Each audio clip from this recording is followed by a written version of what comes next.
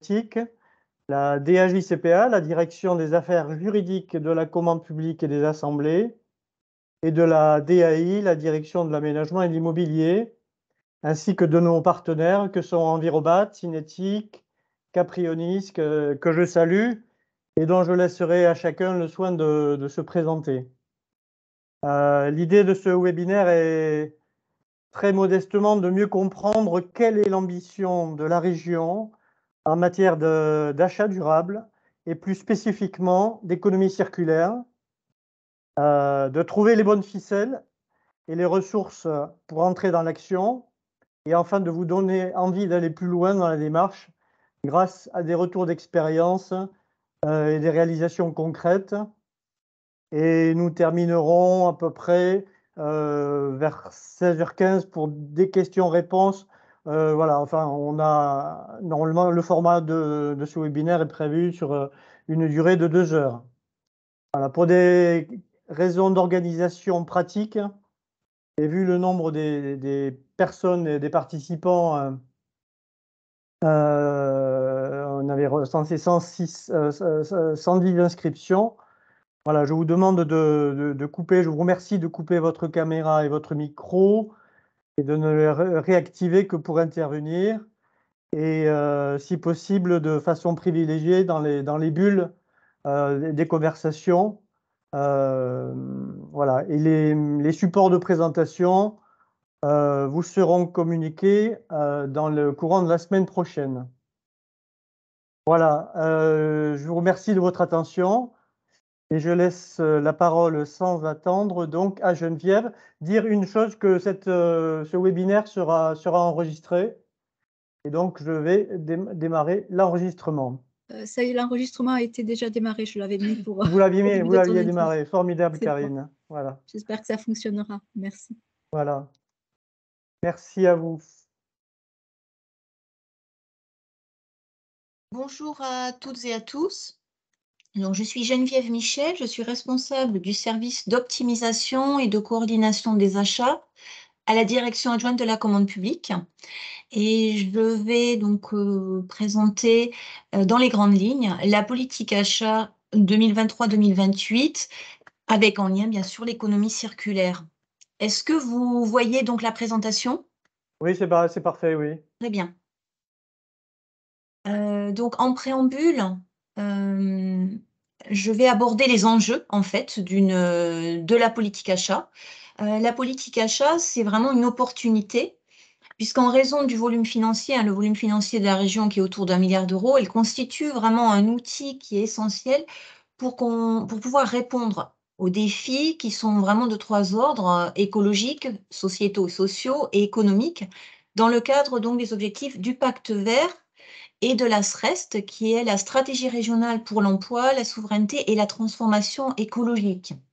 Et cette politique achat, elle nous permet aussi de mettre en œuvre les actions dans le cadre des politiques publiques au sens large de la région, autour du développement durable, de tout ce qui est économie circulaire en lien avec le PRAEC, autour du développement économique, l'insertion sociale et professionnelle, et puis également de se connecter à des plans tels que l'égalité femmes-hommes, le plan handicap et l'ensemble des actions déployées dans le cadre des politiques publiques de la région.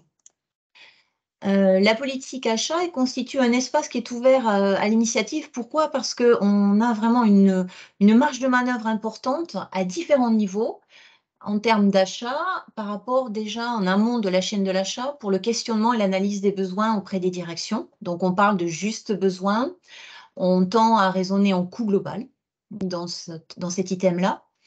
On a aussi un impact sur tout ce qui est la maîtrise des relations avec les fournisseurs au travers du sourcing, de la négociation, mais aussi de l'évaluation fournisseur.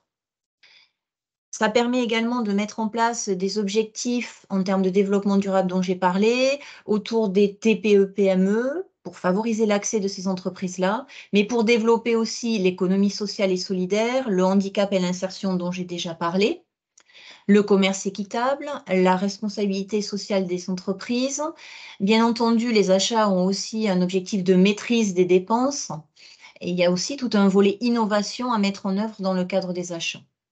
Et puis, dernier point, cette politique achat nous permet aussi de déployer des techniques, certains d'entre vous que vous connaissez déjà au travers des relations que vous avez notamment avec la direction adjointe de la commande publique et plus particulièrement du SOCA au travers du recensement, de la cartographie des achats, mais aussi on parle de mutualisation, de massification, de sourcing et puis de négociation.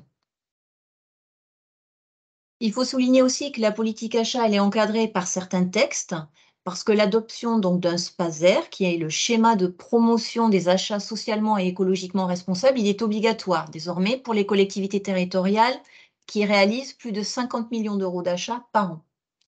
Et la loi climat et résilience, donc du 22 août dernier, de 2021, vise à renforcer aussi la transparence du SPASER et son contenu. Donc, dans le cadre de cette politique achat, la région, elle a et elle doit et elle a défini les orientations et les actions relatives aux achats de la région puisqu'elle a été votée, donc cette politique achat et le SPASER, lors de l'assemblée plénière du 15 décembre 2022. Il y a aussi un enjeu de professionnalisation des acheteurs en termes de formation, d'animation des réseaux internes et aussi d'outils. Et puis, bien entendu, il faudra suivre et évaluer les résultats, les objectifs qui sont fixés dans le cadre de cette politique achat et on va tendre vraiment vers un système vertueux d'amélioration continue. Voilà pour les enjeux et je passe maintenant un petit peu plus à la structuration, c'est-à-dire vous expliquer grosso modo dans l'ensemble comment elle a été bâtie cette politique achat. Donc, elle est structurée en 4 niveaux. On a d'abord des axes, donc on a 5 axes majeurs que je déclinerai par la suite. Et à l'intérieur de ces axes, il y a 20 chantiers qui ont été définis. Et à l'intérieur de ces chantiers, des actions qu'on a voulu le plus concrètes possible et en se référant à toutes les familles d'achats ciblées. Et enfin, bien entendu, des objectifs avec des indicateurs. Alors, on tient vraiment à souligner que ça a été un travail collaboratif avec l'ensemble des directions acheteuses, le réseau des acheteurs de la région, mais également les agences régionales et puis certaines organisations professionnelles concernées. Ça nous a permis d'aborder, d'échanger autour d'une grande partie des familles d'achat concernées, c'était fait par cette politique. On a également à exploiter tous les outils qui s'offrent à nous en termes d'outils de sensibilisation et de formation qui doivent être soutenus. Bien entendu, on doit développer et capitaliser sur tous nos outils achats juridiques, toute l'ingénierie juridique autour des marchés et bien entendu les logiciels, notamment logiciels achats. On doit bien entendu aussi produire des supports et s'appuyer également sur des guides thématiques. Et les ressources, bien entendu aussi, on le verra par la suite de l'intervention, sont aussi soutenues par des réseaux, des plateformes telles que Cyclope, le réseau régional des ressourceries d'Occitanie, Envirobat qui va témoigner également. Cette liste est bien entendu loin d'être exhaustive. Et l'économie circulaire, elle s'inclut donc comme étant un chantier au sein de cette politique achat avec des sujets connexes aussi qui sont présents dans l'axe 1. Donc, ce que j'ai essayé de faire, c'est au travers de notre politique achat, de relever les éléments et puis de les porter à votre connaissance autour de l'économie circulaire et puis on va dire un petit peu plus généralement autour de tout ce qui est bâtiments, travaux et autres. Alors, nous rentrons dans le vif du sujet, les 5 axes de la politique achat. L'axe 1 est intitulé l'achat public régional, levier de transformation écologique, donc tout ce qui concerne l'impact sur le milieu. Je le détaillerai plus avant, mais je vais passer aux 4 autres axes qui nous intéressent, un peu moins en tout cas par rapport à ce webinaire, mais j'ai essayé de relever les grands éléments phares des autres axes. Donc l'axe 2, l'achat public régional, levier d'inclusion sociale et solidaire. À l'intérieur, on va retrouver bien entendu les clauses d'insertion socio-professionnelle que vous connaissez tous. On va donc axer nos actions sur le développement des clauses sociales et notamment sur les marchés réservés aux SIAE, qui sont les structures d'insertion par l'activité économique, aux EA, aux entreprises adaptées et aux ESAT. Dans cet axe-là, en termes d'action, on va encourager les entreprises à s'engager dans une démarche de responsabilité sociétale des entreprises et de prévention des risques professionnels, notamment au travers de critères d'attribution, au travers aussi de la promotion de l'Impact Score, bien sûr en étroite collaboration avec la direction économie sociale et solidaire.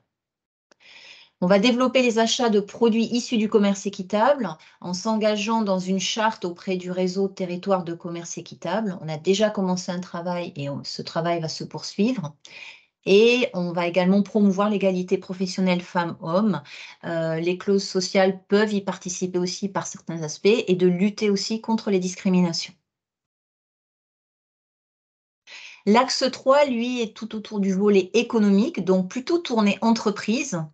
Donc, on a mis vraiment en exergue une action qui est s'engager sur un plan primo-accédant à la commande publique, de façon à renforcer les collaborations et les partenariats avec, bien entendu, les opérateurs économiques et puis les fédérations professionnelles, notamment du BTP. L'objectif est aussi d'accroître l'accès des TPE-PME à la commande publique, comme je l'ai dit précédemment, via un panel d'actions telles que le développement du sourcing, mais aussi utiliser l'ingénierie juridique telle que les allotissements, les variantes, simplifier aussi les documents de consultation des entreprises et les cadres de mémoire technique. Et puis aussi tout un volet autour de faciliter la trésorerie des entreprises avec des clauses contractuelles ciblées, telles que les avances, les retenues de garantie et autres qui sont détaillées dans la politique achat.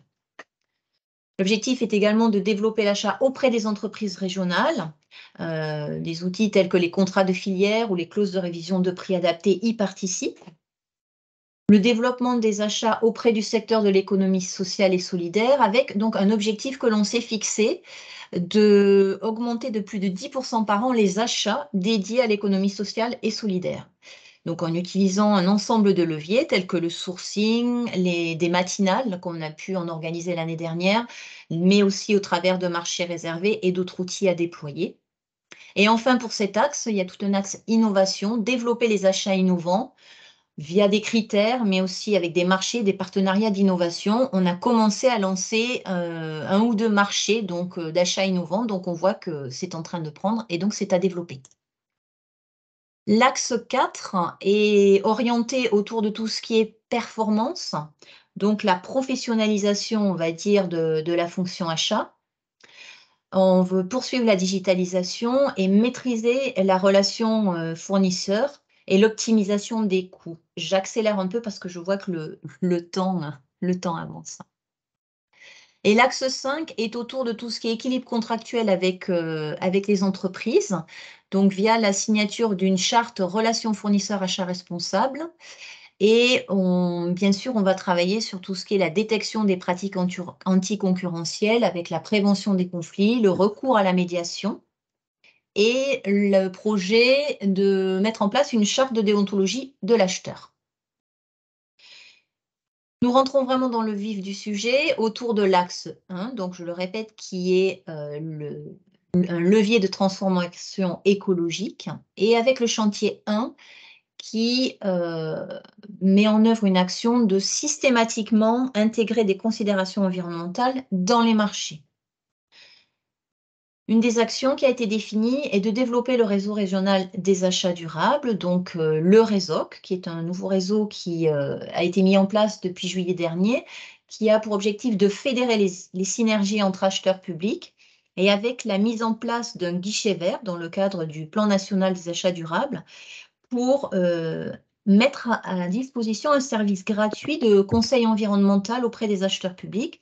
Donc, j'en profite pour préciser que le SOCA, nous pouvons centraliser les questions environnementales que vous avez autour de cette thématique-là et ensuite les remonter au guichet vert. Et au sein du SOCA, donc c'est Pascal Baudard qui est en charge notamment toute la partie clause environnementale et économie circulaire qui sera votre point d'entrée, mais on communiquera largement autour de cette action. Dans le chantier, on trouve tout un aspect biodiversité et appliqué au marché de travaux, on va avoir la prise en compte systématique de la préservation de la biodiversité et des sols dans les marchés d'études, de maîtrise d'œuvre, de travaux et d'espaces verts. Et également l'intégration du volet environnemental de la séquence éviter, réduire et compenser dans les dossiers de consultation des entreprises des projets d'aménagement. Il y a bien entendu le recours à un ensemble de produits vertueux, notamment pour tous les matériaux de construction. Donc, la thématique perturbateur endocrinien que vous connaissez puisqu'on a mis en place une formation qui va avoir lieu incessamment sous peu autour de cette thématique-là. Mais bien entendu, on parle d'écolabel et de tout autre produit vertueux. On va demander aux prestataires aussi des modes de transport à faible émission. Et on a engagé une réflexion aussi, on pense engager une réflexion sur la mise en place de facilitateurs environnementaux parce que l'ensemble de ces dispositions environnementales devront ensuite être contrôlées dans les CCTP. On devra aussi avoir toute une mission d'évaluation.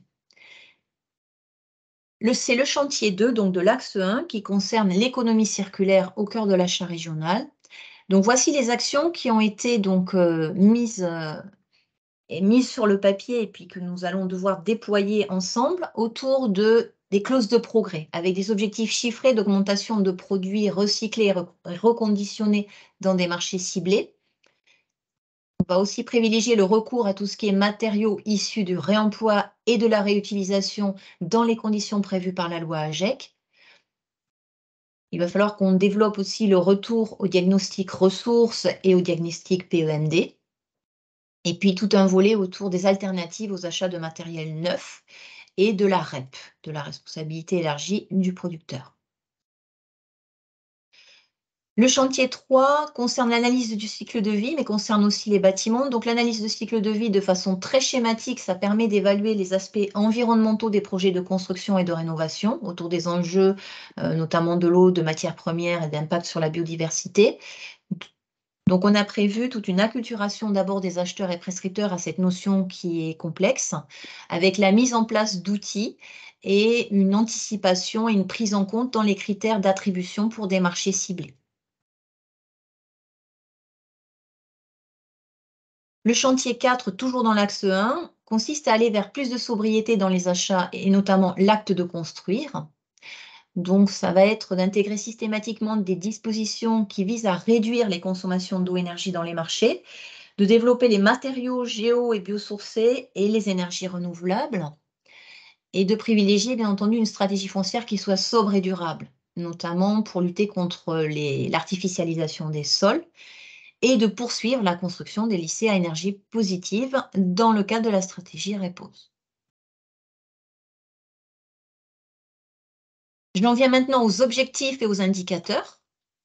Alors, les objectifs donc, de l'axe 1, donc, qui concerne l'impact environnemental des achats régionaux et que j'ai décliné précédemment. Donc, un grand objectif, c'est d'avoir 100% des marchés notifiés qui comprennent une considération environnementale en 2024. Donc, sous différentes formes, ça peut être des conditions d'exécution, des critères de sélection, des variantes ou tout autre outil de l'ingénierie juridique. Deuxième objectif, c'est que 15% des marchés notifiés comportent des critères d'attribution environnementaux à l'horizon 2028. Donc, on l'a phasé en se mettant un objectif de 5% en 2025 et 10% en 2026. Troisième objectif, développer le réemploi de matériaux de construction dans les opérations de travaux et la construction d'un bâtiment régional zéro, alors bas carbone.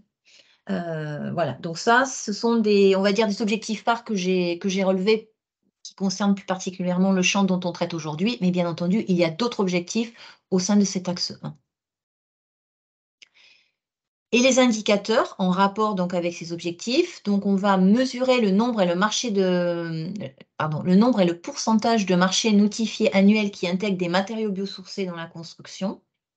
Idem pour ceux qui exigent la suppression des perturbateurs endocriniens et ou des matières plastiques dans nos marchés en termes de matériaux et de produits. Tout ce qui est les marchés notifiés qui incluent des normes et des labels de performance énergétique dans la construction. On va avoir un indicateur aussi autour des matériaux recyclés. Et là, dans le cadre de la loi AGEC, là, qui, pour le coup, nous oblige à remonter les volumes d'achat. Donc là, on s'est mis en ordre de marche pour pouvoir centraliser ces volumes d'achat et les remonter ensuite d'une manière annuelle dans le cadre de la loi AGEC. On va aussi suivre le nombre et le pourcentage de marchés issus du réemploi et de la réutilisation ou reconditionnés avec le volume d'achat dépensé toujours annuellement. Et puis, si on en a, on comptera le nombre de consultations qui inclut l'analyse du cycle de vie comme critère d'attribution. On n'en aura peut-être pas tout de suite en 2023, mais on est sur une échelle de 2023-2028.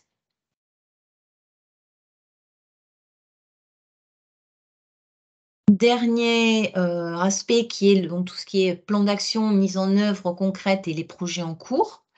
Donc, c'est une chose d'avoir adopté cette politique achat et notamment le volet économie circulaire. Maintenant, il faut rentrer effectivement dans la mise en œuvre effective. Donc, ça va passer par une communication, bien entendu, interne et externe de cette politique achat et du SPASER dans les jours et semaines qui viennent. On va s'attacher effectivement à communiquer amplement. On a également prévu des ateliers d'animation ou des événements, peut-être pour co-construire les actions avec les directions opérationnelles concernées. On aura aussi un volet extérieur, c'est-à-dire l'organisation d'événements pour partager cette politique achat avec les opérateurs économiques, les partenaires aussi pour les mises en œuvre opérationnelles. Et puis, bien entendu, en interne, il faudra que l'on structure ce plan d'achat à partir d'outils existants et d'outils à développer, puisque vous avez vu qu'il y a des indicateurs et des objectifs clairs et précis. Donc, il faudra qu'on puisse être en mesure de remonter ces informations et ensuite de les soumettre à un comité stratégique des élus qui s'est constitué dans le cadre de la politique achat et auquel nous devrons rendre compte des actions et des objectifs. Et puis, pour redescendre un petit peu plus au niveau des segments d'achat, donc là, aujourd'hui, on a un travail qui a été engagé via du sourcing pour tout ce qui est l'achat de mobilier de seconde vie, pour aussi des appareils de téléphonie et de tablettes reconditionnées. Je n'ai pas mentionné, mais un des objectifs est à l'horizon 2028 d'acheter 100% de téléphones et tablettes reconditionnés. Donc, on active d'ores et déjà le sourcing et puis ensuite, on travaillera de façon opérationnelle avec les directions concernées. Un troisième volet sur lequel on travaille est la reprise recyclage et le reconditionnement d'ordinateurs, notamment avec la DGOS, la DIN, et donc on est en train de mener ce travail-là. À l'étude reprise et recyclage de textiles, de vêtements, on sait que sur le territoire, il y a des filières textiles qui sont en train de se montrer, notamment dans le cadre de la loi AGEC. Donc, on va aller au-devant de ces opérateurs pour pouvoir étudier les potentialités du territoire. Et puis, pour la partie travaux, bien entendu, je vais laisser la parole à mes collègues, mais on est également on a ciblé avec notamment la DIAI, la TIRMER et d'autres directions qui lancent des travaux pour prévoir la mise en œuvre du réemploi de matériaux de construction notamment. Et on sait qu'on a un travail à faire autour de la connaissance de la capacité de ces opérateurs économiques et des contraintes logistiques. Donc ces points, bien entendu, vont être abordés lors de ce webinaire. Je crois que j'ai tenu le timing. Oh, c'est formidable, À 1 minute près. Geneviève, vraiment tu es formidable. À ce stade, je n'ai pas noté de questions, peut-être que les questions viendront par la suite, hein. Donc je propose à Carole et à Karine de la dicter, de leur laisser la parole. Vous avez le métro coupé, Carole et Karine. Non, oui, bonjour. Voilà. Donc, bonjour Carole Bernard. Donc, moi, je suis la responsable du service déchets économie circulaire à la direction de la transition écologique et énergétique. Donc, on va vous faire une petite présentation à deux voix avec ma collègue Karine Freux sur le sujet donc économie circulaire dans le BTP. Donc, je vous partage les deux slides qu'on a préparés. Donc, est-ce que vous les avez à l'écran? Oui. Tout à fait, c'est bon. Ouais, c'est ça bon. marche, ouais. Donc, présentation rapide à Ah, le micro est coupé, Carole, pardon. Ton micro. Vos micros, Karine et Carole, sont coupés. Voilà. Est-ce que vous nous entendez? Enfin, C'est bon là. Oui, d'accord. Pour la Ok. technique, ça va. Désolée.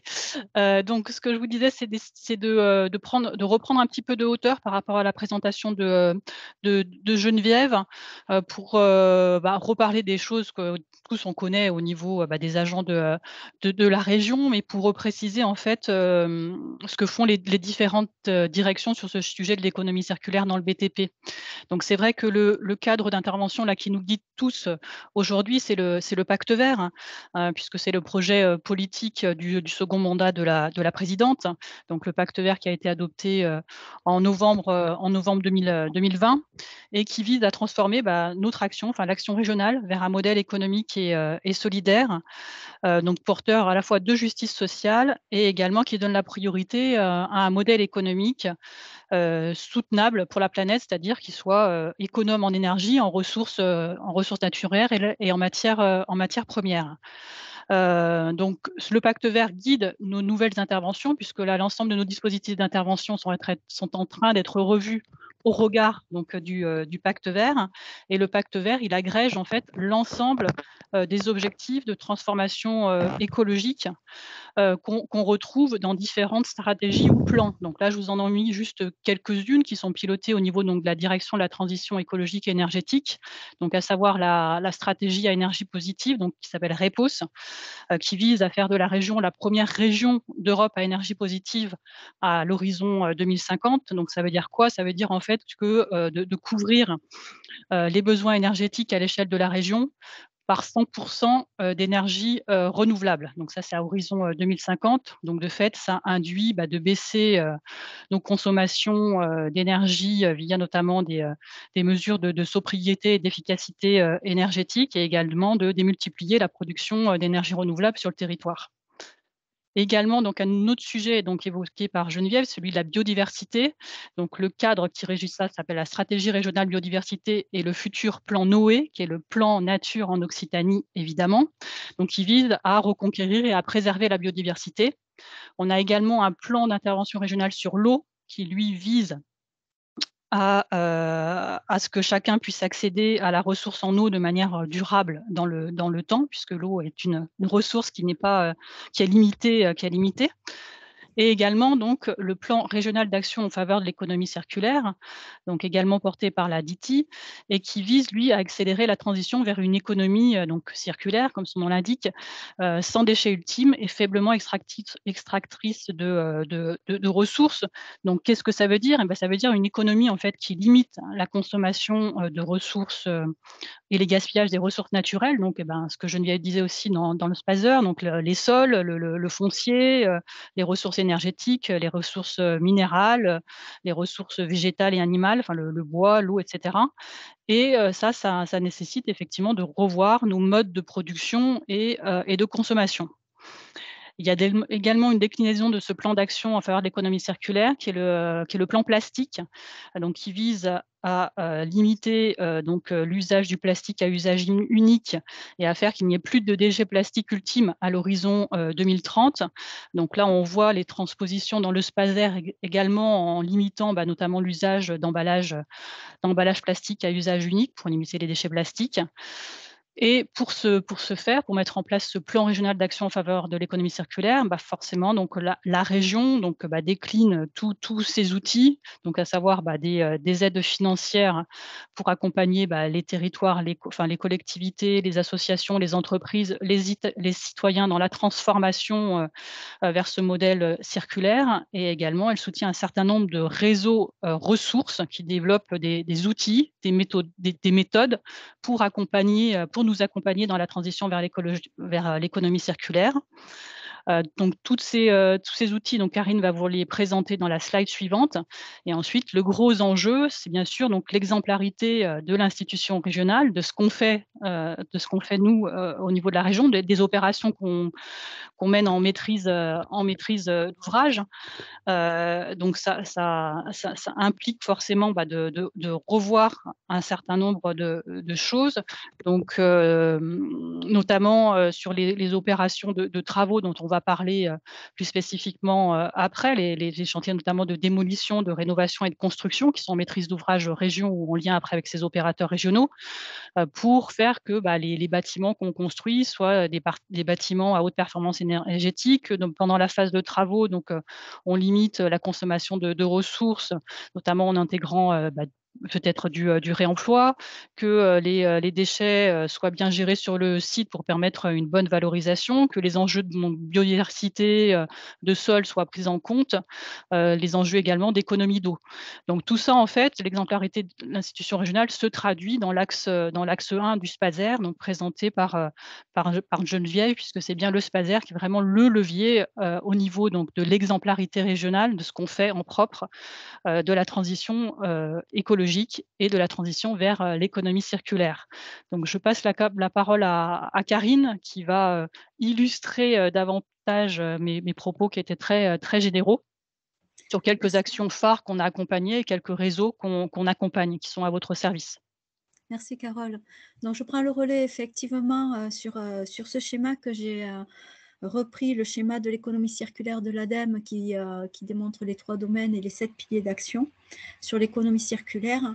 C'est vrai que quand on passe par l'économie circulaire, je vais commencer par l'axe gestion des déchets, qui est vraiment, enfin voilà, le plus, on va dire, la correspondance que l'on fait le plus rapidement au niveau de l'économie circulaire, c'est pas le seul bien sûr, et en parlant effectivement d'obligations qu'il y a aujourd'hui sur les chantiers, notamment l'obligation du tri 7 flux depuis le 19 juillet 2021.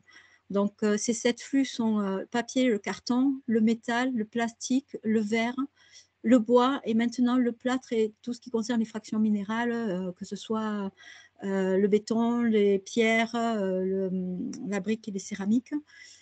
Savoir qu'en région, on a la chance d'avoir des filières qui sont déjà structurées sur le plastique avec Valoplastique et sur le plâtre avec Récigypse. On a également accompagné d'autres projets sur tout ce qui concerne les matériaux inertes, comme Axel Sul, c'est un exemple parmi tant d'autres. On a la chance aussi d'avoir un observatoire des déchets de l'économie circulaire, l'Ordeco, sur lequel il y a également énormément de ressources et d'informations sur la valorisation et la gestion des déchets. Et le dernier point que je voulais vous donner également sur cette question de la gestion des déchets, c'est la mise en place de la nouvelle filière REP PMCB, produits matériaux de la construction du bâtiment, qui doit normalement se mettre en place ce début d'année 2023. On a 4 éco-organismes qui ont déjà été accrédités, qui sont en train de finir d'écrire leur feuille de route et qui pourraient voilà, mettre cette filière rapidement en place. Alors, à quoi elle correspond exactement? Eh bien, toutes les filières responsabilité élargie aux producteurs permettent la reprise des déchets gratuitement. Ça sous-entend qu'il y a une éco-contribution qui sera à répartir notamment sur l'achat de vos matériaux. Mais derrière, pour pouvoir accéder à cette gratuité de la gestion des déchets, il faudra que les déchets soient triés proprement sur le chantier. C'est-à-dire que sur vos chantiers, il est hors de question de faire une benne de tout venant avec tout et on trie après, une fois qu'on arrive sur la déchetterie, là, ça ne rentre pas à compte. Il faut vraiment que voilà, le tri soit fait par compartiment sur les filières que vous pourrez mettre en place sur vos chantiers et ensuite, là, vous pourrez effectivement bénéficier de cette reprise gratuite des déchets. Donc, il peut y avoir un impact assez important, effectivement, sur vos marchés de travaux si vos cahiers des charges sont bien précisés et rappellent bien cette réglementation à mettre en place. Je passe sur le côté de l'offre et des acteurs économiques, des domaines de l'économie circulaire, en commençant par l'approvisionnement durable, en sachant qu'on a un centre de ressources qui est la CERC Occitanie, qui fait l'observation justement de tous les métiers de la construction et qui a également un volet qui concerne les matériaux biosourcés et géosourcés. Quand on parle approvisionnement durable, effectivement, on peut prendre en compte toutes ces matières qui sont renouvelables ou les matières issues du recyclage. La CERC a également accompagné un projet qui est intéressant sur l'Occitanie qui s'appelle GICO. Alors, c'est la labellisation des granulats de recyclage en Occitanie, donc c'est encore au niveau expérimental. On recherche des maîtres d'ouvrage pour pouvoir effectivement appliquer ou tester effectivement ces granulats. Donc, n'hésitez pas à revenir vers moi pour qu'on vous mette en relation avec les bonnes personnes si vous souhaitez effectivement travailler et pouvoir intégrer du granulat de recyclage dans vos bétons. Un autre... Ah, le micro est coupé. Est-ce que c'est moi Là, je crois que c'est carrément planté. Ah, c'est d'accord. Bon, Karine. Elle a la connexion, il faut qu'elle se reconnecte, je pense. Oui. Est-ce qu'elle nous entend? Elle nous entend. Ça y est. Karine, c'est bon? Voilà, il y a une déconnexion, reconnexion. Ok, une poignée de secondes. Continue. Je ne sais pas si vous avez... bon, je continue. S'il manque des choses, on pourra revenir dessus si possible. Sur le volet de l'éco-conception, on a aussi un pôle éco-conception qui permet d'accompagner les projets des entreprises dans la réduction de leurs déchets, aussi bien au niveau de la fabrication que sur les modèles qu'ils emploient. J'ai mis dans ce volet éco-conception également des démarches qui me paraissaient innovantes. Donc, Cinétique vous en parlera avec le projet qu'on a pu aider sur le projet Phoenix, qui vise à intégrer les critères d'économie circulaire et réemploi. Et puis notre démarche qu'on accompagne également, portée par la FFB, qui concerne les chantiers responsables et qui a un fort volet effectivement sur la gestion des déchets et de la montée en compétence des entreprises pour bien intégrer ce volet-là. Alors, l'écologie industrielle et territoriale, c'est aussi un moyen pour trouver des synergies entre les industries, pour que le déchet de l'un devienne la matière première de l'autre. Il y a une communauté cyclope qui existe justement pour la mise en relation de ces différentes réseaux qui se créent et des actions qui sont ensemble. Il y a également le volet de l'économie de la fonctionnalité, avec aussi un opérateur qui accompagne les entreprises à mettre en place l'économie de la fonctionnalité et de la coopération, TER2FC. En fait, c'est se poser la question de l'usage plus que de l'achat. Voilà, de quoi j'ai besoin. Est-ce que j'ai besoin effectivement d'acheter quelque chose que j'utiliserai une fois dans l'année ou est-ce qu'il vaut mieux le louer? Donc, d'autres solutions aussi existent dans ce sens-là et à réfléchir toujours en termes d'usage. Et je passe enfin sur le dernier axe de cette roue qui concerne la demande et le comportement des consommateurs. Alors, il y a le premier volet, effectivement, sur les achats et la consommation responsable. Geneviève vous a parlé du réseau occitan des achats responsables, RESOC, qui est aujourd'hui actif et qui permet effectivement de faire monter en compétence aussi bien les acheteurs publics et connaître un peu les différents domaines qui seront étudiés cette année. Donc, il va y avoir pas mal de documents, de ressources, le guichet vert. Voilà, j'en dis pas plus, Geneviève en avait déjà donné beaucoup.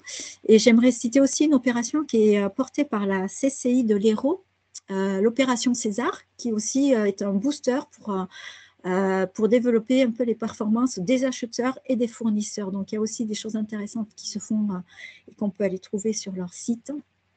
Et j'en finis donc sur l'allongement et la durée d'usage avec toutes ces questions du réemploi. Donc, en ce qui concerne le sujet du BTP, on a la chance d'avoir une démarche portée par Envirobat Air-Oxy.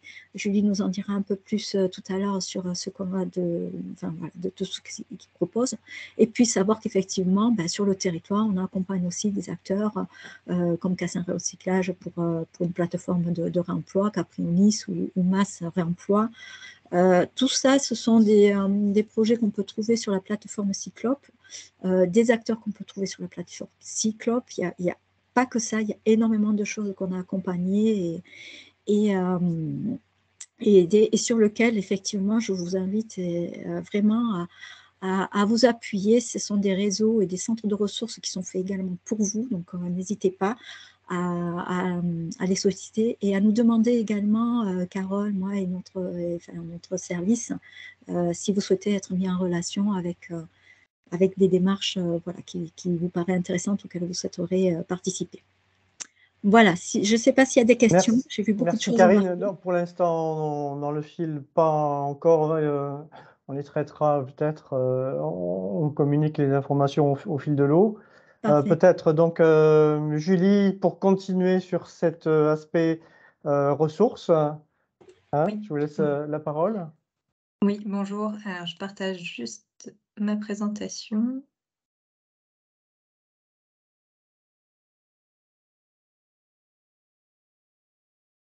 Je ne sais pas si vous la voyez encore. C'est bon? Si, ça marche, le son et l'image. Parfait, merci. Donc, bonjour. Bonjour, Julie Verica, je suis chef de projet économie circulaire et réemploi des matériaux de construction chez Envirobat Occitanie.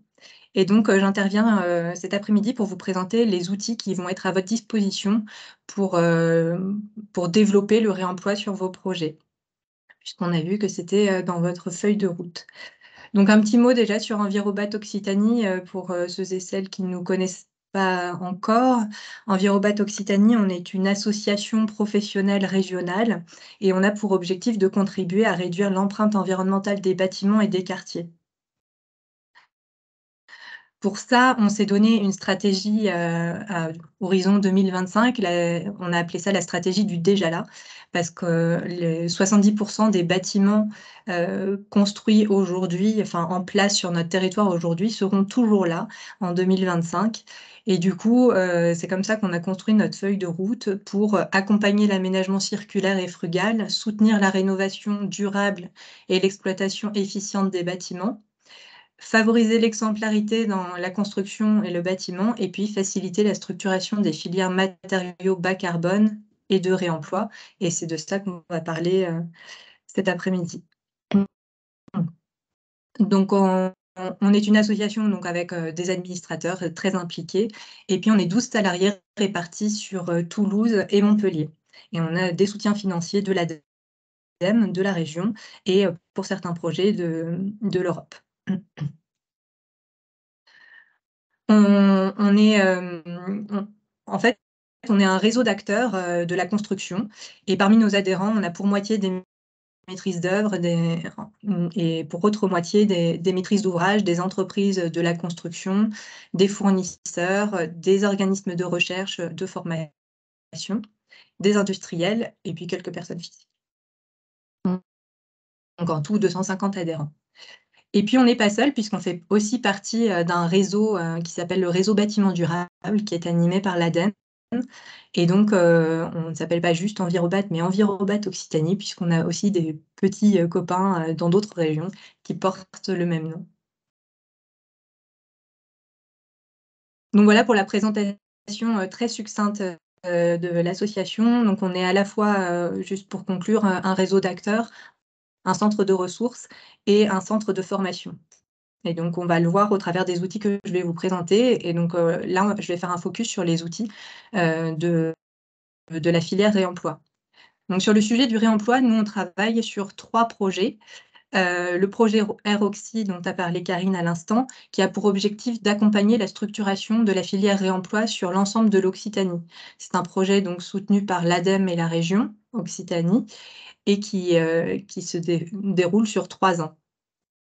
Ensuite, nous sommes partenaires d'un autre projet qui s'appelle Life Waste to Build, qui est porté par Toulouse Métropole et en collaboration avec 6 autres partenaires, dont Cinétique qui parlera tout à l'heure. C'est un projet soutenu par le programme LIFE de l'Europe et qui a pour objectif d'expérimenter massivement le réemploi sur l'ensemble de la métropole toulousaine sur 4 ans et demi. Et enfin, un troisième projet qui s'appelle Circulaire, sur lequel on est coordinateur et donc on a 6 autres partenaires aussi avec nous. Donc projet soutenu par le programme Acacia de l'ADEME et qui a pour objectif de mesurer l'impact sanitaire et notamment sur la qualité de l'air des matériaux de réemploi. Un projet sur 2 ans et demi. Donc celui-ci, je vous en parlerai un peu moins parce qu'il n'est pas très avancé. C'est un projet de mesure de la qualité de l'air. Donc on est encore au tout début. Pour les 2 autres, les actions sont assez similaires et donc c'est ce qu'on va voir à l'instant. Donc déjà, quand on veut faire du réemploi, l'idée, c'est aussi de bien s'entourer. Et donc, pour vous accompagner là-dessus, on a cartographié tous les acteurs du réemploi qui sont basés en Occitanie. Donc là, vous voyez la cartographie que vous pouvez retrouver sur la page réemploi de notre site internet. Et on a référencé à ce jour 128 acteurs qui peuvent être à la fois des maîtrises d'ouvrage qui se sont engagés sur le sujet, mais aussi des maîtrises d'œuvre, des bureaux de contrôle, des bureaux d'études, donc assistants à maîtrise d'ouvrage, mais aussi des diagnostiqueurs PEMD, par exemple, ou des plateformes de réemploi, des plateformes physiques. Je commence à rentrer aussi les plateformes numériques parce qu'on voit que dans le sourcing, ça peut être intéressant d'aller vers ces acteurs.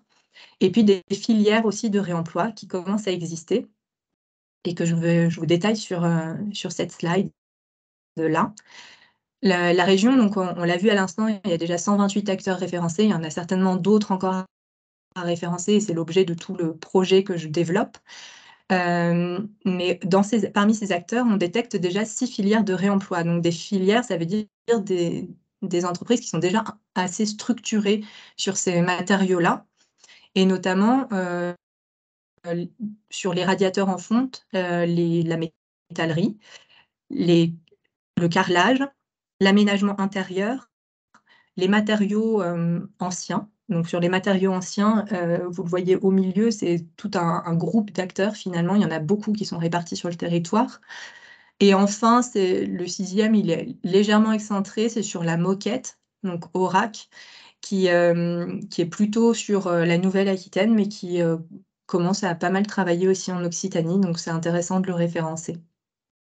Et enfin, en haut à droite, vous avez les plateformes de réemploi, les plateformes physiques, parce qu'au-delà des filières qui peuvent aider à l'approvisionnement ou à récupérer certains matériaux, les plateformes physiques de réemploi récupèrent l'ensemble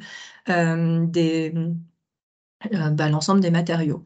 Donc, il y en a une dans le Tarn, à Rabastens, une sur Toulouse, Recyclobat, à l'Odève, la Grande Conserve, et juste à côté de Montpellier, Masse Réemploi. Et enfin, entre les deux, on retrouve le Parchemin qui est à Limoux.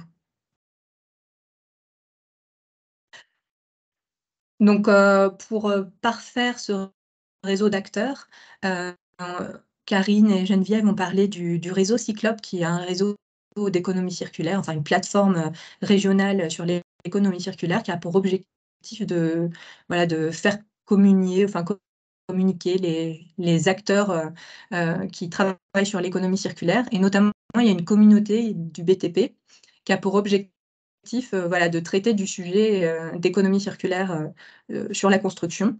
Et au travers de cette communauté, on peut discuter, échanger. Il y a un forum qui est fait pour ça, et notamment les personnes qui sont connectées commencent à échanger des matériaux sur ce forum-là.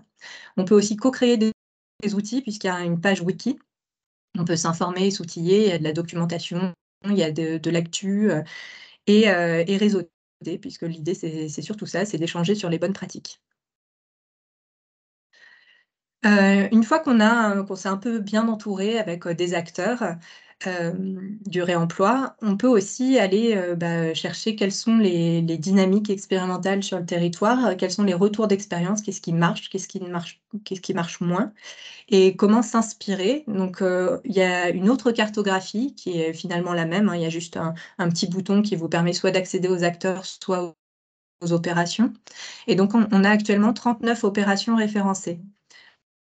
Donc, à la fois des opérations passées qui vous permettent d'aller chercher des retours d'expérience et donc des idées peut-être pour vos futurs projets, et à la fois des opérations en cours, donc potentiellement des acteurs et des opérations sur lesquelles vous allez pouvoir vous appuyer, soit pour aller sourcer des matériaux parce que c'est des opérations de déconstruction, soit potentiellement pour aller fournir des matériaux que vous déconstruisez sur vos opérations. L'idée, c'est de proposer aussi de faire des liens sur le territoire avec les opérations en cours. Sur cette page que Karine vient de partager aussi dans le chat, vous allez retrouver tout en haut une bannière d'actualité avec pour objectif de vous donner l'actu chaude sur le sujet du réemploi des matériaux de construction. Un accès direct à des thématiques, et notamment, tout à l'heure, je parlais d'un projet sur la santé, donc c'est là-dedans qu'on va le retrouver. Le détail des projets, et puis tout un tas de documentation et surtout d'outils pour avancer sur le projet, sur vos projets. Et pour commencer, il me semble intéressant, alors il y a pas mal de documentation hein, sur le sujet du réemploi, et j'ai retrié ça pour vous mettre l'essentiel sur la page, sur notre page réemploi. Mais la plupart de ces documentations aujourd'hui, vous le verrez, elles sont assez denses. Il y a en général jamais moins de 10 pages pour essayer de comprendre ce qu'est le réemploi, c'est un peu compliqué. Du coup, on a lancé un gros travail avec un partenaire, Una Ingénierie, l'année dernière. C'était de faire une synthèse des étapes et actions pour mener une opération de réemploi.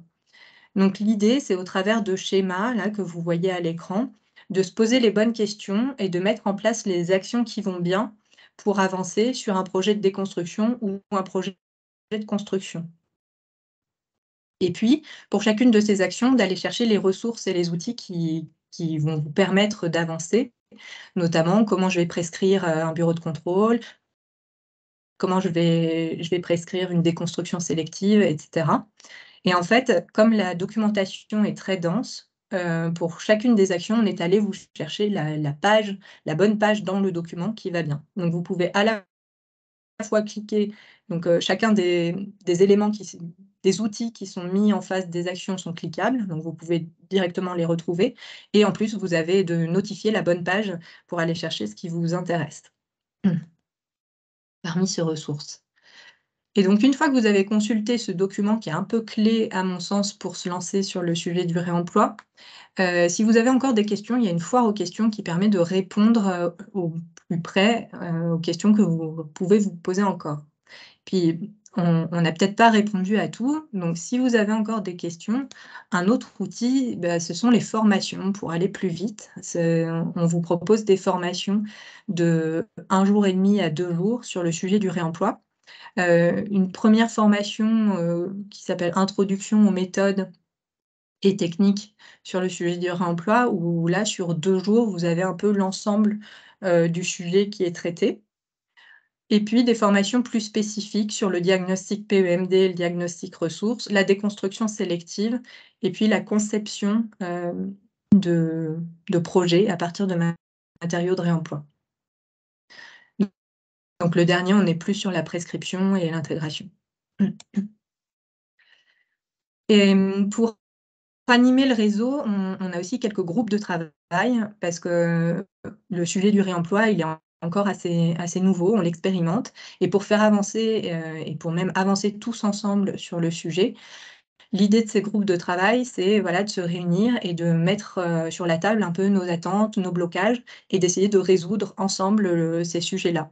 Donc, on anime 4 groupes de travail. Un premier GT reflet qui permet de faire remonter les sujets et coordonner tous les groupes de travail. Et ensuite, on va, au lieu de participer à tout, et tout le monde n'a pas le temps d'être partout, de se partager, se répartir ce travail-là en différents groupes sur le sujet de les questions techniques et assurantielles, sur un référentiel que nous portons qui s'appelle Bâtiment durable Occitanie, BDO, pour incrémenter le réemploi dans ce référentiel. Et puis, un groupe de travail qui est plutôt orienté sur la déconstruction, les diagnostics ressources.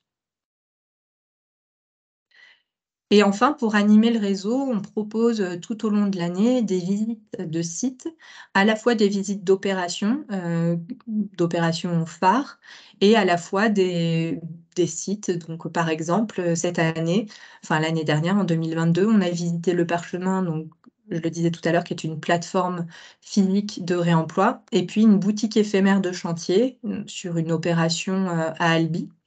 Et une boutique éphémère de chantier, en fait, c'est suite à une dépose sélective, la mise en avant des produits pour les vendre directement depuis le chantier. Et enfin, on propose tout un tas de conférences sur le sujet du réemploi. Donc voilà, c'était assez rapide, mais comme ça, au moins, je suis dans les temps. Et je me tiens à votre disposition pour toute question maintenant ou plus tard. Formidable, Julie, c'était en plus dans les temps et en plus extrêmement concis et très riche en informations, et j'espère que tous les participants pourront y trouver donc les ressources dont ils ont besoin. On va passer à une phase maintenant de retour de chantier, si vous le voulez bien, avec Patrick Bernard et Hakim Mazouzi, donc sur une opération dont on a pu tirer le bilan. Patrick, peut-être... Et Hakim, je vous laisse la parole. Bonjour. Hakim, je vous laisse l'honneur. Non, je vous laisse l'honneur, allez-y. Donc, Patrick Bernard, je travaille au sein de l'association Cinétique. On a été évoqué quelques fois. On accompagne une démarche de territoire à Toulouse Métropole et qui veut plus largement s'étendre à l'ensemble de la région Occitanie. Et donc, je suis spécialisé sur les achats responsables. On s'est spécialisé en tant qu'association sur le volet économie circulaire dans le BTP. Très bien, je me présente. Hakim Mazouzi, chargé de maintenance, service maintenance exploitation à la direction de l'aménagement et de l'immobilier. Et l'idée, c'est de traiter le sujet de l'opération du lycée Bellevue sous le spectre de l'économie circulaire. Et c'est pour ça que je laisse la parole à M. Bernard qui commencera la présentation. Je compléterai auquel cas. Tout à fait. Ouais.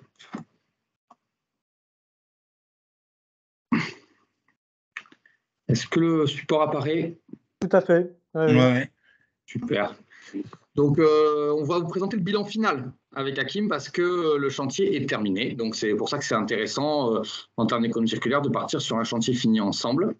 Alors, elle l'a évoqué, je vous l'ai dit tout à l'heure, le programme Life Waste to Build, c'est un programme à l'échelle locale puis régionale qui va courir jusqu'en 2026. Donc, il y a le but d'élargir à la fin sur le périmètre régional. Donc, c'est un projet coordonné par Toulouse Métropole, mais dont Envirobat, qui vient d'évoquer son positionnement, est également partie prenante, Cinétique, nous-mêmes, et également le CSTB, que vous connaissez tous en expertise sur les matériaux, la Fédération française du bâtiment, qui est également partie prenante, la section Haute-Garonne, et également TBS Éducation sur les modèles économiques. Donc, c'est un budget total de 2,7 millions avec un cofinancement d'un peu plus de la moitié par l'Europe.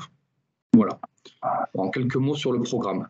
N'hésitez pas après, si vous avez des questions dans le chat, on fera 5 minutes à la fin, bien sûr, pour échanger sur ce bilan. Quelques objectifs du programme. L'objectif, c'est de valoriser les matériaux, de déployer le réemploi, de favoriser l'emploi local également et de mettre en place des filières BTP circulaires en massifiant la démarche. Vous l'avez vu au tout début, c'est le premier bilan de notre programme sur 58 chantiers. Donc, le but est bien là de massifier la démarche et de généraliser ça dans l'ensemble des marchés publics et privés du territoire. Donc, vous avez quelques exemples. En haut à droite, vous voyez les photos du lycée Bellevue. Et vous voyez, on a déjà sur les 58 chantiers engagés, on accompagne en ce moment 33 chantiers, 33 projets. Donc, ça se remplit. On est déjà là maintenant à 40 projets dans la liste. Il reste encore quelques places. Donc, c'est vrai que les chantiers se situent sur le territoire Toulouse Métropole ou sur le bassin toulousain dans cette première phase. Notre rôle en tant que partenaire de ce projet, c'est de prescrire l'économie circulaire dans les marchés de maîtrise d'œuvre, les marchés de diagnostic, dans les marchés de travaux. Mais c'est aussi, une fois que ça démarre, d'appuyer, on met les mains dans le cambouis pour appuyer le suivi de chantier, suivre la sensibilisation des salariés, accompagner l'ensemble de la démarche, créer des boucles entre les chantiers. C'est pour ça qu'on a voulu autant de chantiers sur le territoire, c'est pour créer aussi des boucles, et on va en parler sur cet exemple, des boucles entre différents chantiers. Réaliser le contrôle d'exécution, c'est-à-dire récupérer tous les justificatifs qui vont nous permettre de présenter ce bilan, c'est-à-dire tous les bordereaux de suivi, la traçabilité économique, les déclarations aussi sur l'emploi. Donc, l'ensemble des paramètres liés à l'économie circulaire, on va récupérer les informations et produire un bilan final.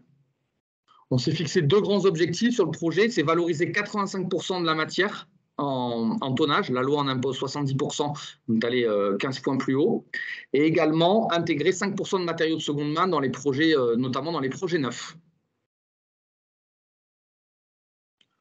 Le rôle de ce dispositif, c'est d'être au cœur d'une articulation d'un guichet territorial entre d'un côté les acheteurs publics et privés qui lancent les travaux, les entreprises qui conduisent évidemment et qui mettent en œuvre ces matériaux, les opérateurs, on en a parlé, des structures, que ce soit du champ de l'économie sociale et solidaire ou des filières qui sont en train de se structurer et qui sont référencées, qu'on a vu tout à l'heure par Envirobat, et aussi les maîtres d'œuvre dans leur conception. Donc l'idée, c'est de faire l'interface et d'appuyer le maître d'ouvrage dans cette interface, puisque c'est assez complexe de réintégrer de l'économie circulaire aujourd'hui.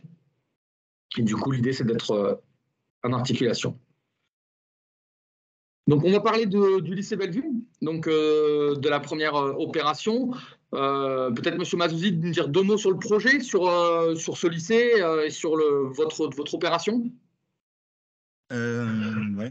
L'opération, en fait, l'opération de la réfection des toitures du lycée Bellevue, elle rentre dans le cadre en fait des travaux de maintenance pluriannuels au niveau des établissements en fait scolaires. Les lycées, le principe était des défauts techniques. On est parti sur la base des défauts techniques et un diagnostic pour pouvoir reprendre toutes les toitures.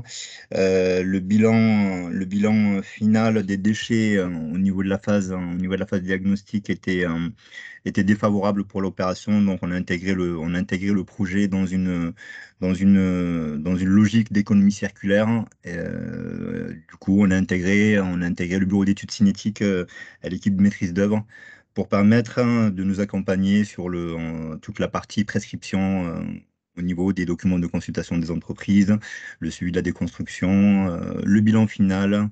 Il y a même une partie en fait de formation des ouvriers et des prestataires sur chantier.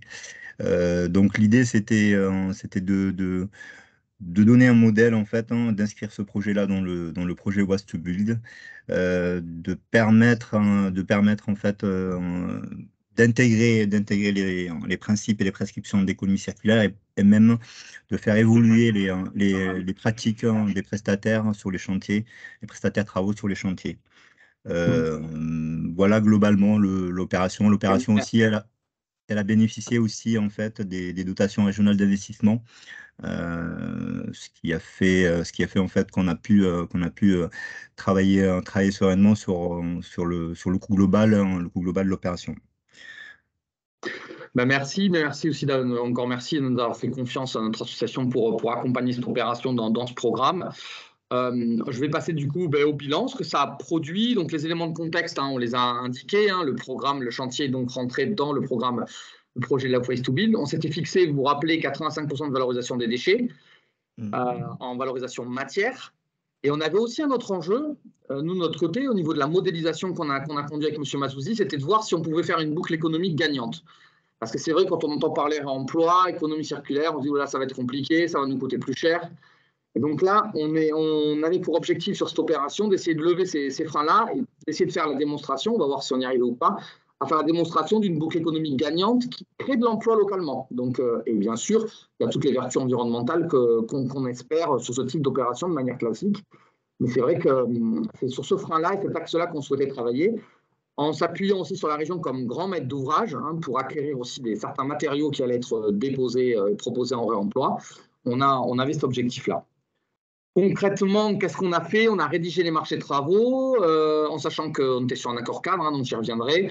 On a analysé ce qu'ont proposé les entreprises et après, on a accompagné concrètement le sourcing pour trouver des acquéreurs aux matériaux, suivre la gestion des déchets, sensibiliser les salariés, c'est un point important, c'est-à-dire que mensuellement, surtout au démarrage, on vient sensibiliser les salariés. Donc, on a mis en place un atelier qui est Jouons le jeu de l'économie circulaire qui est accessible à tout public, francophone, non francophone, sur la base du PIC, qui permet de sensibiliser à cette gestion des déchets, au réemploi et produire un bilan final. Voilà notre mission.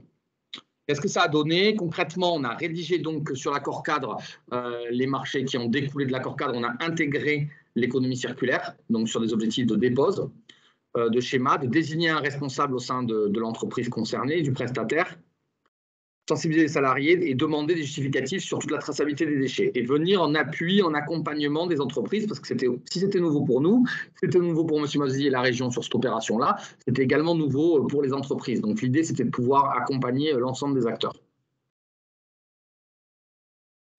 On arrive vraiment au bilan chiffré du projet. Donc, on avait 110 tonnes de matériaux qui allaient être déposées, qui allaient être déconstruites pour refaire cette toiture. Sur ces près de 110 tonnes, on a pu valoriser 90% de la matière. Donc, recycler 75 tonnes, réemployer 22 tonnes, donc principalement en métal, du bac acier, on va en rediscuter. Donc, 90% de la matière a été valorisée. 10%, notamment tous les déchets amiantés, déchets dangereux, quelques déchets en DIB qui n'ont pas pu être évités, ont été valorisés, énergie ou enfouis, mais on peut noter que sur l'objectif qu'on s'est fixé au départ de 85%, après récupération de l'ensemble des bordereaux, ce n'est pas une mince affaire, de récupérer tous les justificatifs, on a atteint 90% de valorisation de ces près de 110 tonnes.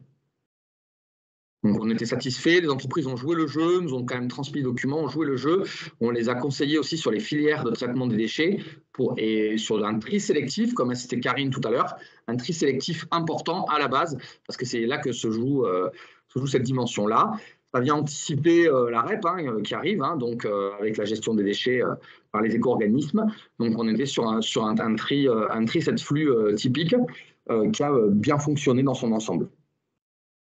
En tout cas, qui atteint les objectifs qu'on s'était fixés. Je vais faire un zoom sur le réemploi.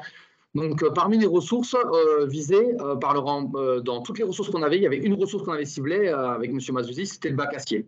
La toiture est en bac acier. Aujourd'hui, le bac acier, la majorité du temps, c'est jeté. C'est jeté à la benne. Le ferrailleur vient récupérer ça. C'est valorisé à un prix de la tonne. Et on a calculé, ça revient à 80 centimes du mètre carré. Aujourd'hui, quand quelqu'un rénove un bac acier, il envoie tout donc au ferrailleur, il récupère 80 centimes du mètre carré. De l'autre côté, en économie linéaire, vous avez la petite flèche, on achète du neuf entre 12 € pour le déclasser à 18 € en 2022 au moment de l'édition de ce bilan. Entre 12 et 18 €. Et ça ne fait qu'augmenter, le prix à neuf ne fait qu'augmenter fortement sur le bac acier. On s'est dit, l'hypothèse qu'on a conduite, modèle économique qu'on s'est dit, c'est on va introduire du réemploi de ces bacs aciers qui étaient encore en bon état, sachant que le cycle de vie du bac acier est estimé entre 50 et 100 ans par le CSTB. On va réemployer ce bac acier, on va gagner de l'argent sur la dépose, puisqu'au lieu de jeter le bac acier à la ferraille, on va le réemployer, et on va faire des gains sur la repose, sur le neuf, puisqu'au lieu de l'acheter 12 à 18 €, on va l'acheter 6 €. Donc, ça a été l'intégration d'un module réemploi, si vous voulez, dans une chaîne linéaire. La chaîne classique, c'est on prend, on jette et on achète du neuf. Et donc là, on a introduit l'économie circulaire sur cette ressource. Mais on va voir qu'il bien sûr, il y a différents impacts. Alors, on est sur des gains bruts, en dépose et en repose, mais bien sûr, il va y avoir des coûts aussi impactés à ce réemploi et on va pouvoir faire un bilan ensemble de ce que ça a produit. Donc, on avait 4233 mètres précisément carrés de bac acier, puisqu'on a récupéré tout le justificatif. 80% d'entre eux ont pu être employés. Il y avait 20% d'entre eux qui étaient trop abîmés ou qui représentaient des altérations trop importantes, qui n'ont pas pu être employés, qui ont été recyclés matière, on va dire classique. Mais 80% d'entre eux ont pu être sauvés de la benne. Donc, sur 3 exutoires différents, 2 exutoires pilotés par la région, donc intra dans le maître d'ouvrage, vos services ici présents, les lycées agricoles de Pamiers et de Vic en Bigorre, qui ont récupéré près de 2500 mètres carrés. En plus, on est tombé aussi dans une bonne conjoncture, entre guillemets, puisqu'il y avait des besoins.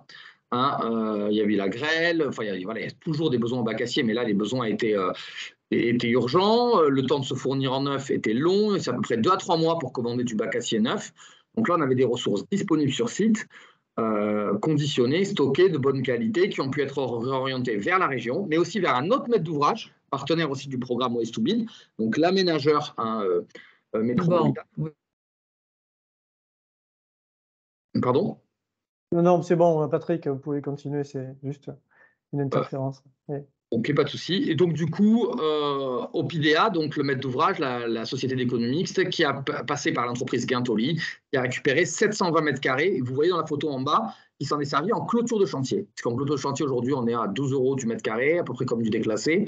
Et du coup, ils étaient intéressés pour acheter à 6 € du mètre carré du bac acier de réemploi. Et sur les éléments neufs, le lycée agricole, les éléments de récupération, que ce soit dans l'Ariège ou à gauche à Vic-en-Bigorre, on a remplacé des produits neufs standards de bac acier sur un usage classique. Donc on voit que la majorité de ce bac acier a pu être réemployé. On se dit, bon, mais qu'est-ce que ça a généré en termes d'emploi, évidemment, de mettre en place cette économie circulaire. Donc on a comptabilisé avec les entreprises le nombre d'heures de travail nécessaires à cette économie circulaire, en plus d'une rénovation classique. La fin totale, et on voit qu'on a 980 heures supplémentaires qui ont été générées, donc je dis bien supplémentaires, sans compter la rénovation classique, ça correspond à 140 jours hommes à peu près. On a pu conduire ces travaux, les entreprises ont joué le jeu de mettre des personnes supplémentaires sur le chantier, donc les travaux ils ont été menés de manière synchrone, en co-activité, on va dire, avec les autres paramètres du chantier. Donc, il n'y a pas eu d'impact calendaire directement sur ce projet, puisqu'on avait des personnes qui conditionnaient et qui stockaient sur palette. Concrètement, comment ça s'est passé? On déposait le bac acier, on le posait sur palette, on le cerclait et on le transportait à faible échelle sur le chantier, on le mettait à disposition des acquéreurs. Donc, c'était de la manutention, finalement, de la manutention et du conditionnement qui a été mis en œuvre par ces entreprises. Évidemment, des heures aussi d'ingénierie nous concernant. Sur le plan économique, vous vous rappelez tout à l'heure, je vous ai dit, notre objectif, c'était de faire une boucle économique gagnante. Alors, tout à l'heure, je vous ai démontré qu'il y avait un modèle économique sur la ressource. Mais bien sûr, il y a des surcoûts. Parce qu'il faut réaliser une dépose soignée, il faut conditionner le matériau, il faut bien sûr acheter ce matériau, il faut rémunérer la contribution à l'économie circulaire de notre assistance. Et on va perdre aussi en valorisation le coût de ces déchets quand on les aurait envoyés à la ferraille. Donc au total, on a estimé les coûts pour chaque opérateur et on a un coût total de l'opération économie circulaire, côté négatif, de 40 000 €. 40 000 euros qui viennent se répartir sur les différents maîtres d'ouvrage, avec évidemment un poids fort pour la dépose et le conditionnement et l'achat de ces ressources.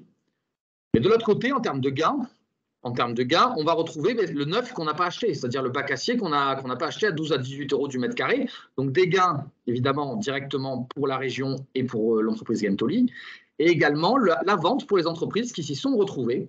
Et donc, quand on regarde le bilan final en dernière ligne, on voit que l'ensemble des acteurs du chantier ont bénéficié de gains économiques. Alors, plus ou moins importants, bien sûr, mais au total, le chantier a eu un impact économique sur l'ensemble des acteurs positif de 27 000 euros. La région a eu un gain économique de 2 000 euros, etc.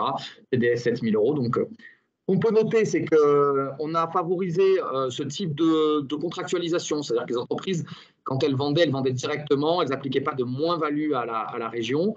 On a utilisé ce modèle pour qu'il soit rentable sur un plan économique, en sachant que la région serait un des premiers acheteurs. Et bien sûr, ça a conditionné le tout.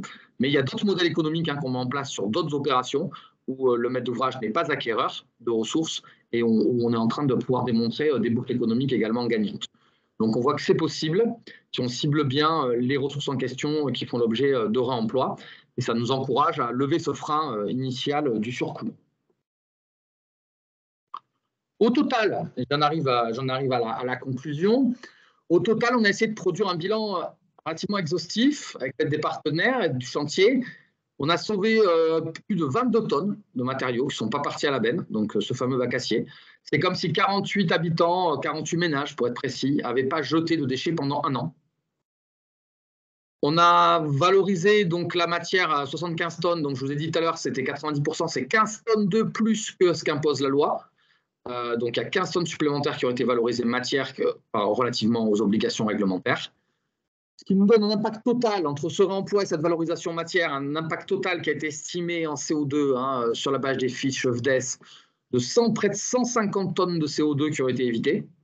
Alors 150 tonnes de CO2, ça ne parle pas beaucoup, mais pour donner des équivalences, c'est à peu près comme si 2800 Clio n'étaient pas allés de Montpellier à Toulouse ou de Toulouse à Montpellier.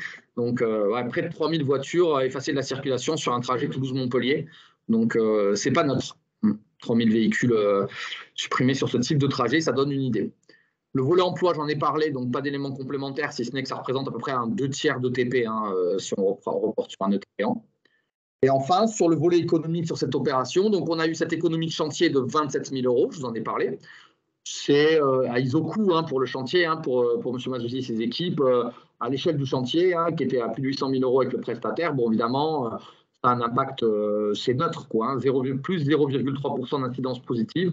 Donc, ça reste un impact positif modéré, mais tout de même une solution à ISOCOût.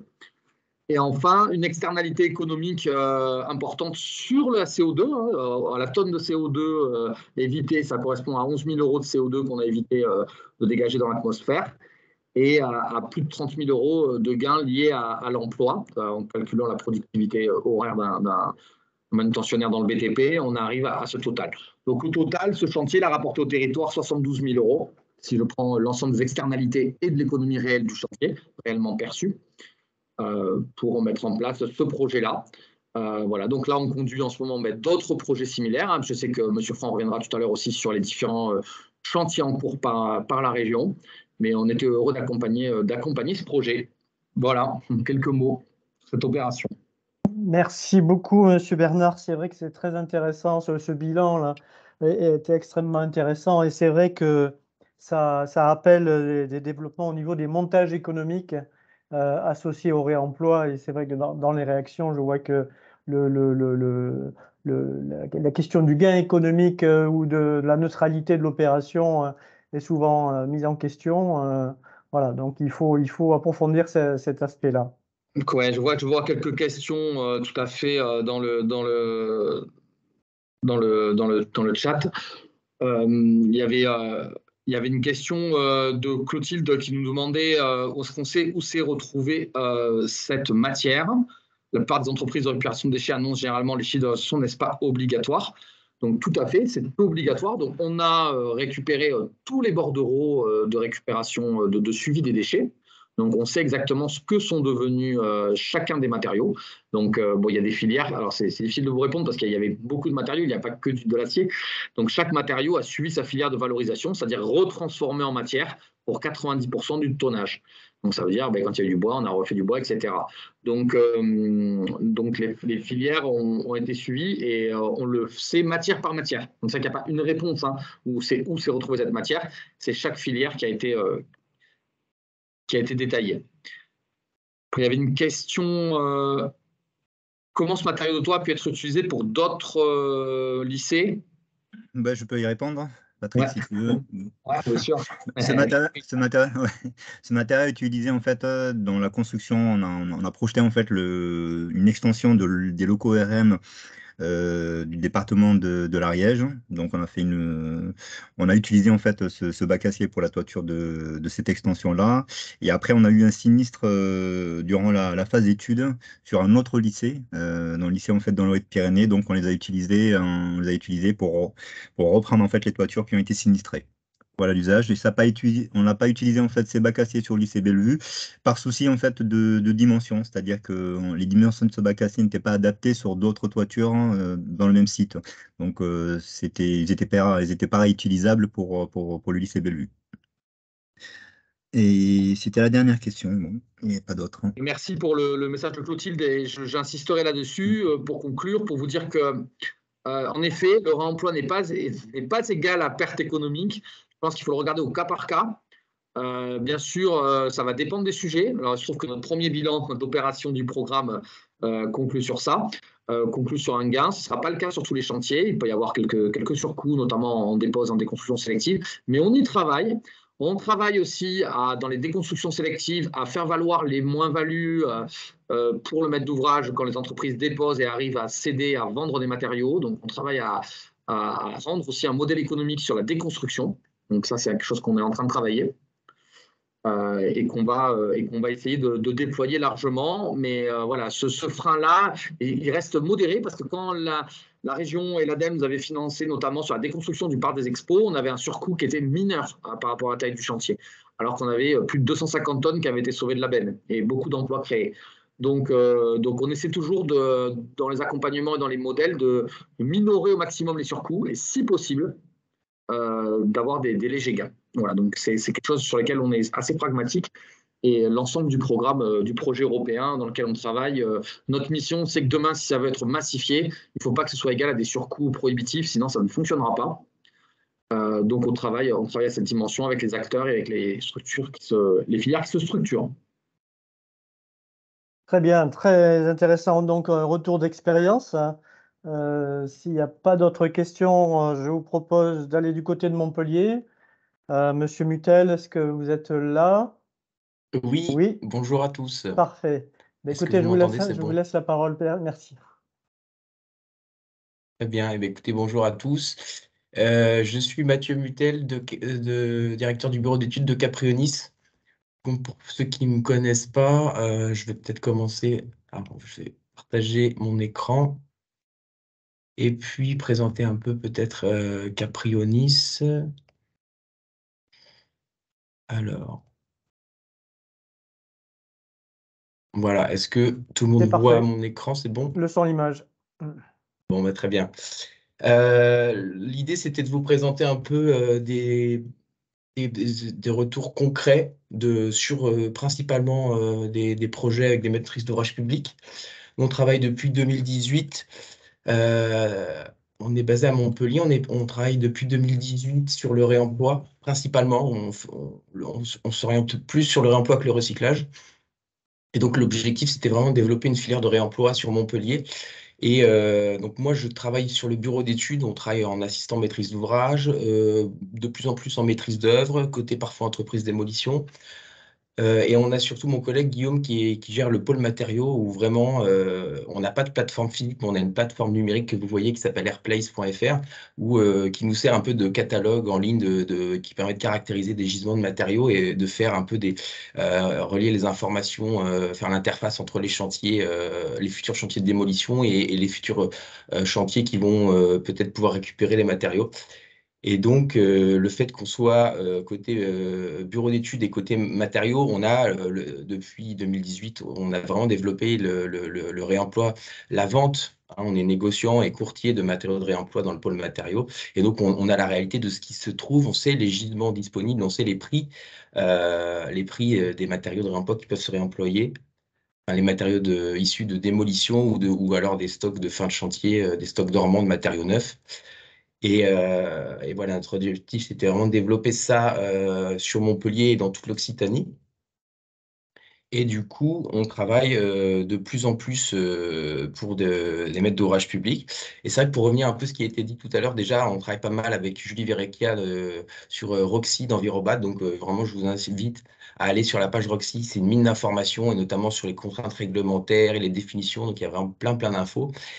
Et je rejoins M. Bernard aussi sur le coût. On arrive de plus en plus à avoir des chantiers avec des coûts, des gains financiers. Le réemploi, ça peut être très souvent un gain financier. Quand on travaille pour des maîtrises d'ouvrage privées, il n'y a même pas de débat. Soit c'est rentable, soit c'est à coût neutre, mais soit on ne fait pas de réemploi. Donc c'est vrai que, voilà. Mais après, la maîtrise d'ouvrage privée est différente de la maîtrise d'ouvrage public quand même. Donc, voilà un petit peu pour la présentation de Caprionis. Petite précision, donc on est hébergé au pôle Réalis, à la pépinière de la région, donc le pôle d'économie sociale et solidaire, donc basé à Montpellier. Donc nos bureaux sont au sein d'un bâtiment de la région. Donc je voulais vous montrer, alors commencer d'abord par un petit projet et après un projet beaucoup plus gros pour que vous voyez un peu l'éventail de réemploi. On peut faire du réemploi à petite échelle, à très grande échelle, et bien sûr entre les deux il y a pas mal de nuances. Mais d'abord commencer par un projet assez modeste, mais qui permet d'expliquer qu'on peut faire du réemploi assez facilement. Donc, au pôle réaliste, donc vraiment dans nos locaux, les locaux de la région, mais là où Caprionis a ses bureaux, la direction là, du pôle réaliste nous avait prévenu qu'il y aurait des travaux et que des cloisons de bureaux allaient être changées, allaient être déposées. Donc, on a été mis au courant en amont. On a contacté l'entreprise qui a fait la dépose des cloisons, des portes, des rails, voilà, de tous les éléments qui allaient être déposés. On s'est arrangé avec l'entreprise qui a bien voulu nous déposer proprement et nous mettre de côté. Vous voyez la photo là dans un local de reprographie, ces matériaux qu'on a plus dans notre réseau, principalement hein, nos clients qui achètent les matériaux de réemploi, c'est des artisans. Donc là, on a pu trouver un artisan qui était intéressé par récupérer ces éléments de cloison et qu'on a pu nous donc faire le lien.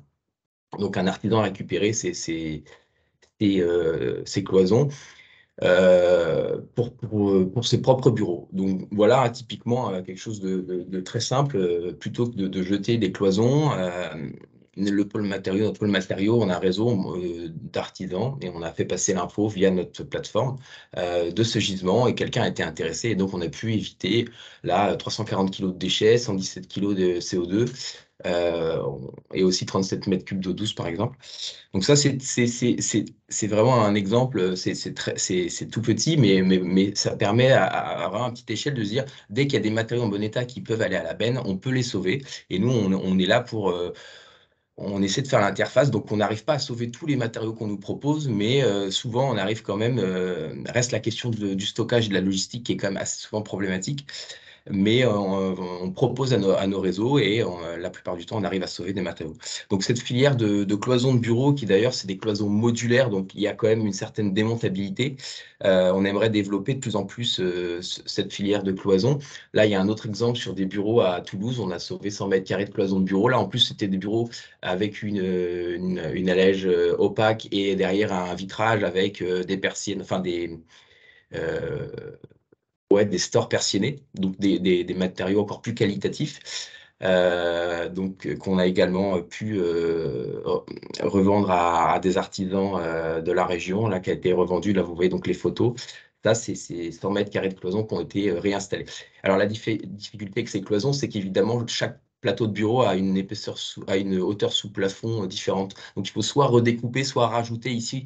On a rajouté un petit peu, vous voyez en haut, une partie opaque pour arriver à recaler la bonne hauteur. Donc c'est ça toute la difficulté hein, d'arriver à retravailler. Donc il y a une étape un petit peu de ce qu'on appelle de reconditionnement, remise en état des coupes. mais avec les bonnes compétences. Nous, on travaille beaucoup avec les artisans parce que les artisans ont le savoir-faire, ils connaissent les matières, ils peuvent remettre en état et reposer. Et du coup, sur l'aspect assurantiel, un artisan qui repose un matériau, il va bien vouloir mettre sa décennale parce qu'il aura la connaissance de la matière. Il saura dire oui, ça c'est qualitatif, ça va tenir 10-20 ans de plus parce que voilà, ils connaissent vraiment le matériau. Nous, on travaille beaucoup sur les principaux matériaux, c'est le bois, la pierre et le métal. Donc, on travaille beaucoup sur des serrureries et les serruriers, métalliers, chaudronniers connaissent, voilà, savent récupérer et remettre en état des éléments de serrurerie. Donc ça, c'était un petit exemple vraiment à petite échelle, comment faire du réemploi très facilement sur des cloisons, enfin très facilement, assez simplement sur des cloisons de bureau. Et puis à côté, je voulais vous présenter un petit peu le projet de la Mosson. On travaille pour ACM Habitat à Montpellier en tant qu'AMO réemploi sur des barres d'immeubles du quartier de la Mosson qui vont être déconstruites dans le cadre du projet En Rue. Donc ça, c'est un projet beaucoup plus gros. Donc, c'est 120 logements, 2 grandes barres d'immeubles, là, vous voyez, dans le quartier qui vont être déconstruites pour le projet En Rue. On a été missionné en AMO, on a fait un diagnostic initial des bâtiments après démolition et après, on a proposé une méthodologie comment voilà, faire du réemploi au maximum. Et le premier gros gisement qu'on a identifié, c'est les pierres de façade, parce que dans le quartier de la Mosson, la majorité des barres d'immeubles ont des façades en pierre de taille, donc en pierre de castries. Donc là, on est sur les 2 barres d'immeubles, on a quasiment 1000 mètres cubes de pierre, donc près de 2000 tonnes. Donc on a un gisement assez conséquent de pierres de taille vraiment très qualitatives. Alors il y en a certaines qui sont peintes, mais voilà, on a quand même un énorme gisement. Et l'idée, on a proposé à la maîtrise d'ouvrage d'essayer de déposer proprement ces pierres pour pouvoir reconstruire des ouvrages avec ces éléments-là. Donc on a avec la maîtrise d'œuvre, fait demander des sondages complémentaires sur l'aspect structurel, sur essayer de proposer des méthodologies de dépose, de stockage et de réemploi. Et voilà. Donc ça, c'était la première étape. Et en parallèle, dans les logements aussi, on a identifié l'ensemble des éléments qui étaient en bon état, principalement des éléments sanitaires, donc des vasques, des éviers, des chaudières à gaz.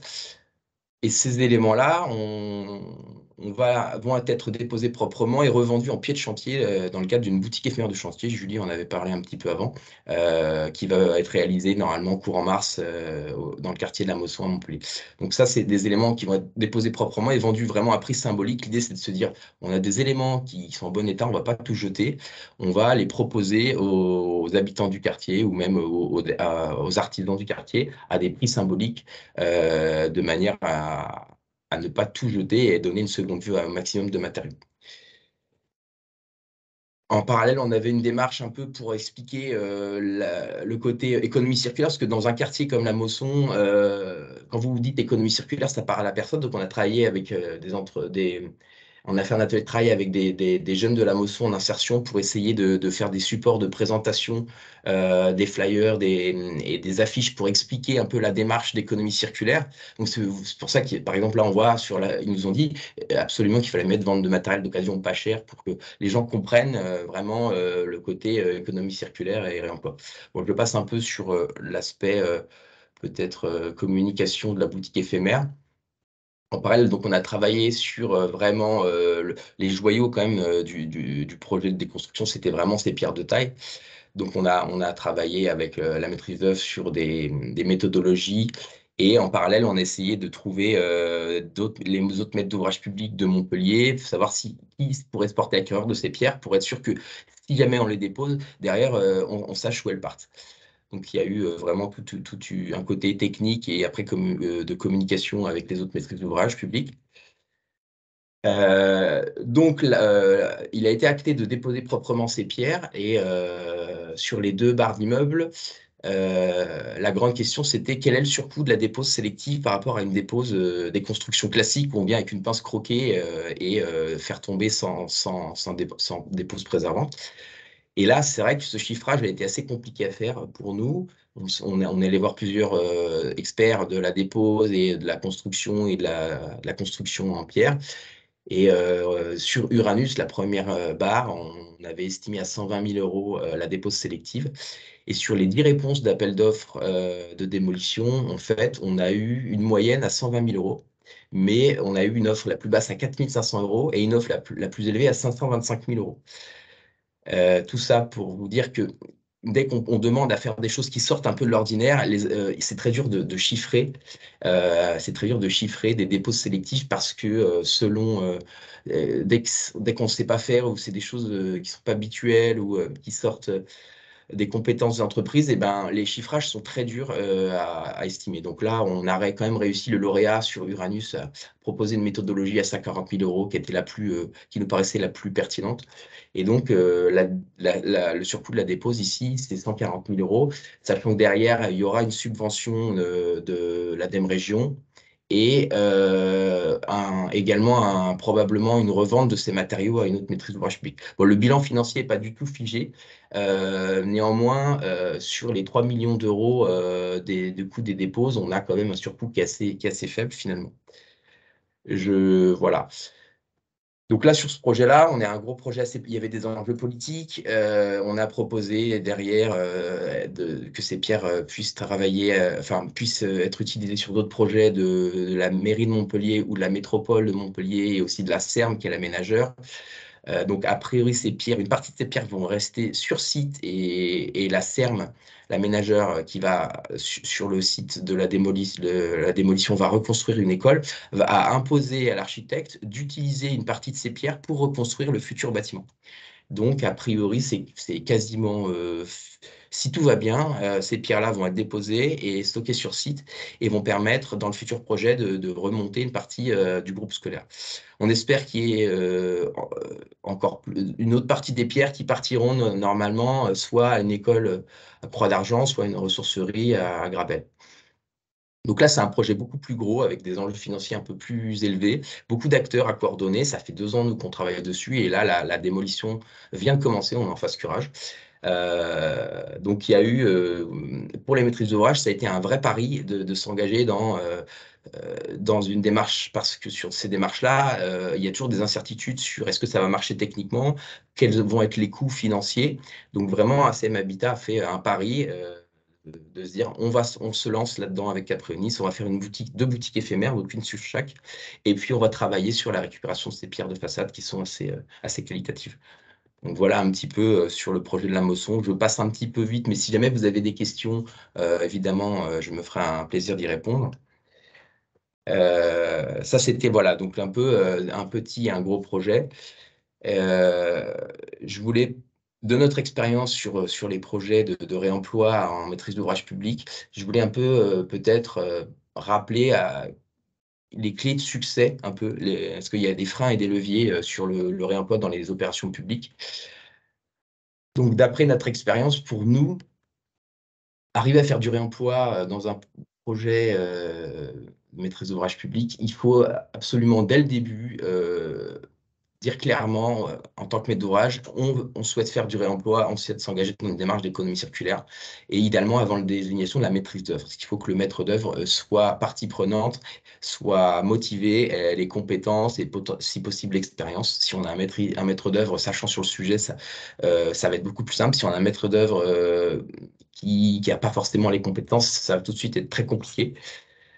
Quand on a la chance d'avoir sur une démolition, du coup, nous, on essaie de ne pas parler de démolition, mais de déconstruction, donc de plus travailler sur de la dépose sélective et essayer de déposer proprement les matériaux pour essayer de leur donner une deuxième vie.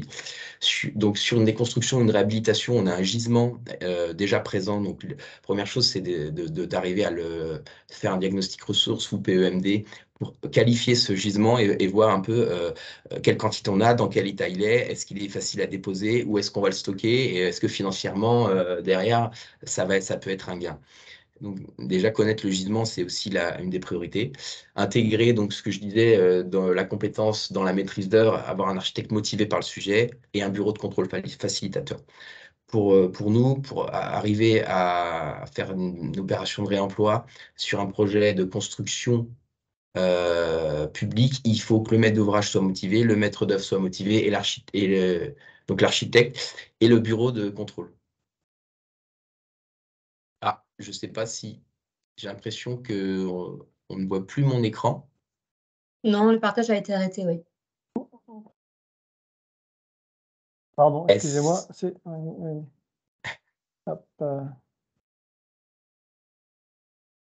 C'est bon, c'est revenu ou... Oui, c'est bon, c'est bon, c'est bon. Oui. Pardon. Donc voilà, sur les bureaux de contrôle, c'est vrai que c'est un vrai, il faut avoir quelqu'un de notre expérience, on a des bureaux de contrôle qui vous disent non, réemploi égale non, et les bureaux de contrôle qui vous le disent oui, mais. Donc quand vous avez oui, mais, on peut négocier, voir un petit peu comment lever les freins. Donc ça, c'est très important de préciser quand vous désignez un bureau de contrôle, lui préciser que vous avez une envie de faire du réemploi. Et il y a des bureaux qui sont beaucoup plus sachants et motivés que d'autres. Voilà, donc on ne va pas forcément les nommer, mais juste dire, par exemple, Alp Control sont les pionniers du réemploi. Donc en général, c'est plus facile de travailler avec des bureaux de contrôle qui vont nous aider. Sur une dépose sélective, nous, on demande souvent, comme je vous disais, le chiffrage d'une dépose selon les entreprises va être très difficile à chiffrer. Donc le plus simple, c'est avant de se lancer, se dire, voilà, potentiellement, on voudrait déposer une charpente. On a un bâtiment à déconstruire avec une belle charpente en bois. Combien ça va coûter en plus de la déposer proprement pour la réemployer? Le plus simple, c'est de faire un bordereau de prix unitaire, en gros, de demander un chiffrage sans l'imposer. Et ça va vous permettre derrière, nous, en plus d'avoir, une fois qu'on a le coût de dépose, si jamais on veut trouver un acquéreur, ben on sait que le futur acquéreur va devoir l'acheter à minima le prix de la dépose, et ça va permettre aux maîtrises d'ouvrage de ne pas perdre d'argent et que le bilan financier soit positif. Mais de notre expérience, beaucoup de maîtres d'ouvrage publics ne veulent du forfaitaire, veulent du DPGF, veulent un prix de marché pour attribuer les offres, c'est plus simple. Mais c'est vrai que le réemploi, ça nécessite un peu s'adapter et d'étudier plusieurs scénarios.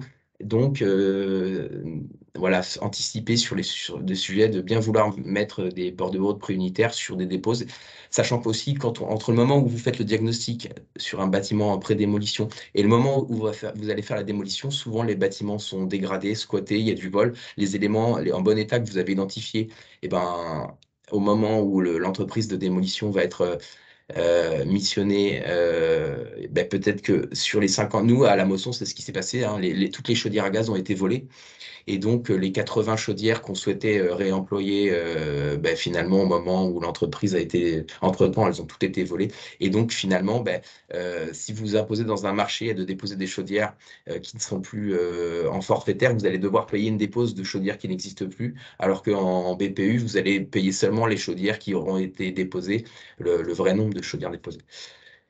Et puis après, idéalement, se faire aider d'un AMO réemploi, au moins sur les premiers chantiers, ça peut, nous, en tout cas, en tant qu'AMO réemploi, il y a l'aspect technique, il y a l'aspect réglementaire, mais aussi il y a l'aspect sensibilisation. Le gros de notre travail, finalement, c'est de sensibiliser, de rassurer, de rappeler que on peut trouver des solutions sur les aspects logistiques, réglementaires, assurantiels, mais ça nécessite quand même un peu de dialogue, de retour d'expérience, etc.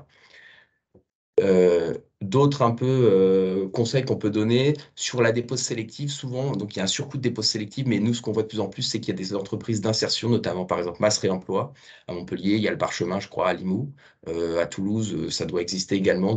Le surcoût de dépose sélective, quand il est fait par des entreprises qui font de l'insertion, le coût de la main-d'œuvre est beaucoup moins élevé. Et donc, ça permet d'absorber ces surcoûts et derrière d'arriver dans des bilans financiers. Donc, il y a de plus en plus d'entreprises d'insertion qui se positionnent sur ces opérations de dépôt sélectif, et ça permet de limiter les surcoûts. Ce qu'on a un peu dit aujourd'hui, hein, tout le monde l'a dit, c'est qu'il faut sensibiliser l'ensemble des acteurs. et anticiper la logistique. Il faut que tout le monde ait envie de faire du réemploi. Nous, on a malheureusement au début beaucoup de projets qu'on a fait sont soldés par derrière des acteurs, soit maîtrise d'ouvrage, soit bureau de contrôle, soit maîtrise d'œuvre, soit entreprise. Si dans la chaîne, il y en a un qui à un moment n'a pas envie de le faire ou prend peur ou se dit ah mince, ça va avoir un dérapage de planning ou on ne sait pas combien ça va coûter, donc ça prend peur et finalement tout le travail qu'on a fait sur l'emploi, ben, on va pas prendre de risque, monsieur Mutel, on va arrêter tout. Malheureusement, nous, on l'a vécu souvent. Il faut se rappeler, sensibiliser les acteurs. On peut toujours trouver des solutions, mais pas au dernier moment. Donc, si dès le début, on commence à dessiner les grandes pistes vers où on va, sur quoi on se concentre, et petit à petit, on arrive à avancer sur des sujets. Évidemment, au début, nous, ce qu'on propose, c'est de commencer large, et à la fin, entre ce qui était prévu au début et à la fin, on n'arrive jamais à tout faire, mais c'est normal. Quand on fait du sourcing, on va potentiellement essayer d'utiliser beaucoup de matériaux de réemploi et au moment, la logistique fait qu'on ne peut pas tout récupérer au bon moment ou pas tout stocker, donc on n'arrive jamais à tout faire, mais déjà, commencer humblement, se dire, bon, c'est pas grave, si on est parti de A et à la fin on fait que la moitié de ce qui était prévu au début, c'est normal, c'est du réemploi, il y a toujours des aléas. Et puis, pour un maître d'ouvrage public, c'est plus simple sur une déconstruction de se dire on va faire du réemploi ex situ sur une démolition, de se dire imposer aux entreprises de déconstruction d'aller de moins jeter, de déposer proprement et de valoriser une partie des matériaux. Sur de la construction neuve, c'est un peu plus compliqué parce qu'il faut anticiper, il y a la logistique, il y a l'assurance, mais c'est faisable aussi. Donc nous, on travaille déjà avec de nombreuses maîtrises d'ouvrage publics, des bailleurs sociaux, des communautés de communes, des aménageurs, la région Occitanie également sur des lycées, on a fait des diagnostics ressources, la CERM à Montpellier, la métropole. Ne vous découragez pas. Au début, ça peut paraître compliqué parce que c'est nouveau et ça sort de nos habitudes de conception. Mais en y allant pas à pas, on arrive facilement à faire des choses très intéressantes.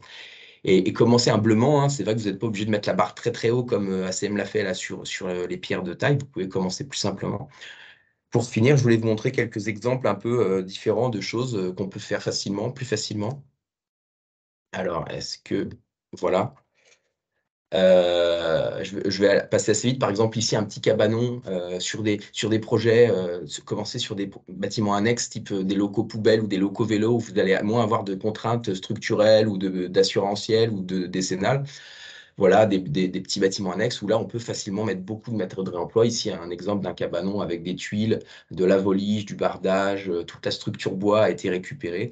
On a récupéré les planches de coffrage des fondations qu'on a réinjectées dans le bâtiment, portes et fenêtres de réemploi. Donc on arrive, là on n'avait pas la contrainte de l'assurance et du bureau de contrôle, et on est arrivé à faire beaucoup de choses. Voilà quelques exemples un peu.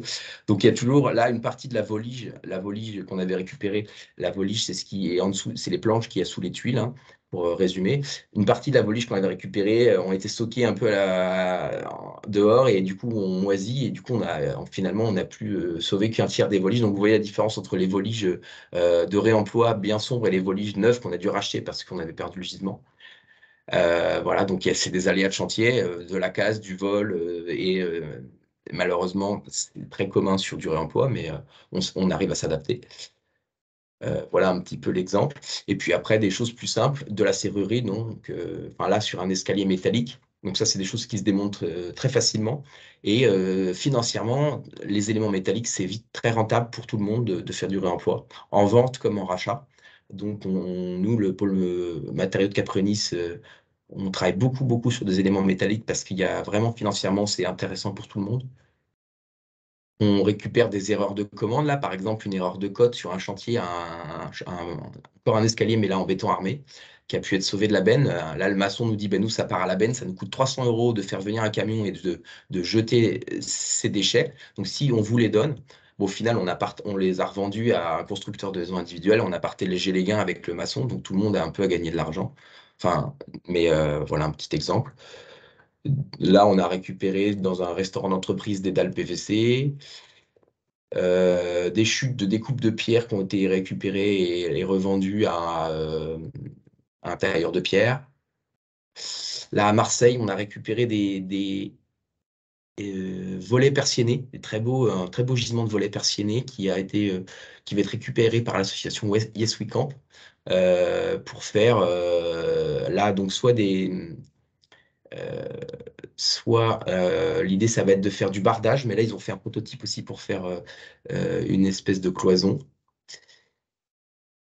Et puis, voilà, on travaille aussi avec Macondo. Je ne sais pas si vous connaissez Macondo, qui est un espèce de tiers-lieu de laboratoire de technologie, de low technologie. Ils travaillent sur la terre crue et le réemploi et on fait des tests, par exemple, sur de la valorisation de châssis vitrés ou des murets en tuiles de terre cuite, enfin en tuiles de récupération. Voilà un petit peu des exemples. J'espère que ça vous a donné envie de vous lancer dans le réemploi et que si vous avez des questions, n'hésitez pas. Je pense avoir tenu le Merci, timing, Monsieur Mutel. 16h15. Merci pour tous ces exemples de bonne réutilisation. Alors, je vais peut-être dire quelques mots des opérations en cours au niveau de la direction de l'aménagement et de l'immobilier. Il y a une dizaine d'opérations qui sont à capacité de réemploi. On a l'opération aujourd'hui de la gare de Figeac, qui est une gare qui avait brûlé, dont la région a repris la maîtrise d'ouvrage, avec une récupération une opération estampillée BDO dans la démarche BDO, avec récupération de briques de parement de l'existant, une partie des radiateurs en fonte, des portes intérieures en rez-de-chaussée et des matériaux issus du chantier de curage, le mobilier, appareillage de plomberie. Et tout ça s'est fait en liaison avec l'association locale figeacoise, donc Regain, qui est une association d'économie sociale et solidaire, et donc qui a permis de réutiliser certains petits éléments de plafond, de luminaires, éléments de soutènement, voilà. On a également donc le lycée Clément Marot à Cahors, donc c'était démolition d'un bâtiment en rez-de-chaussée.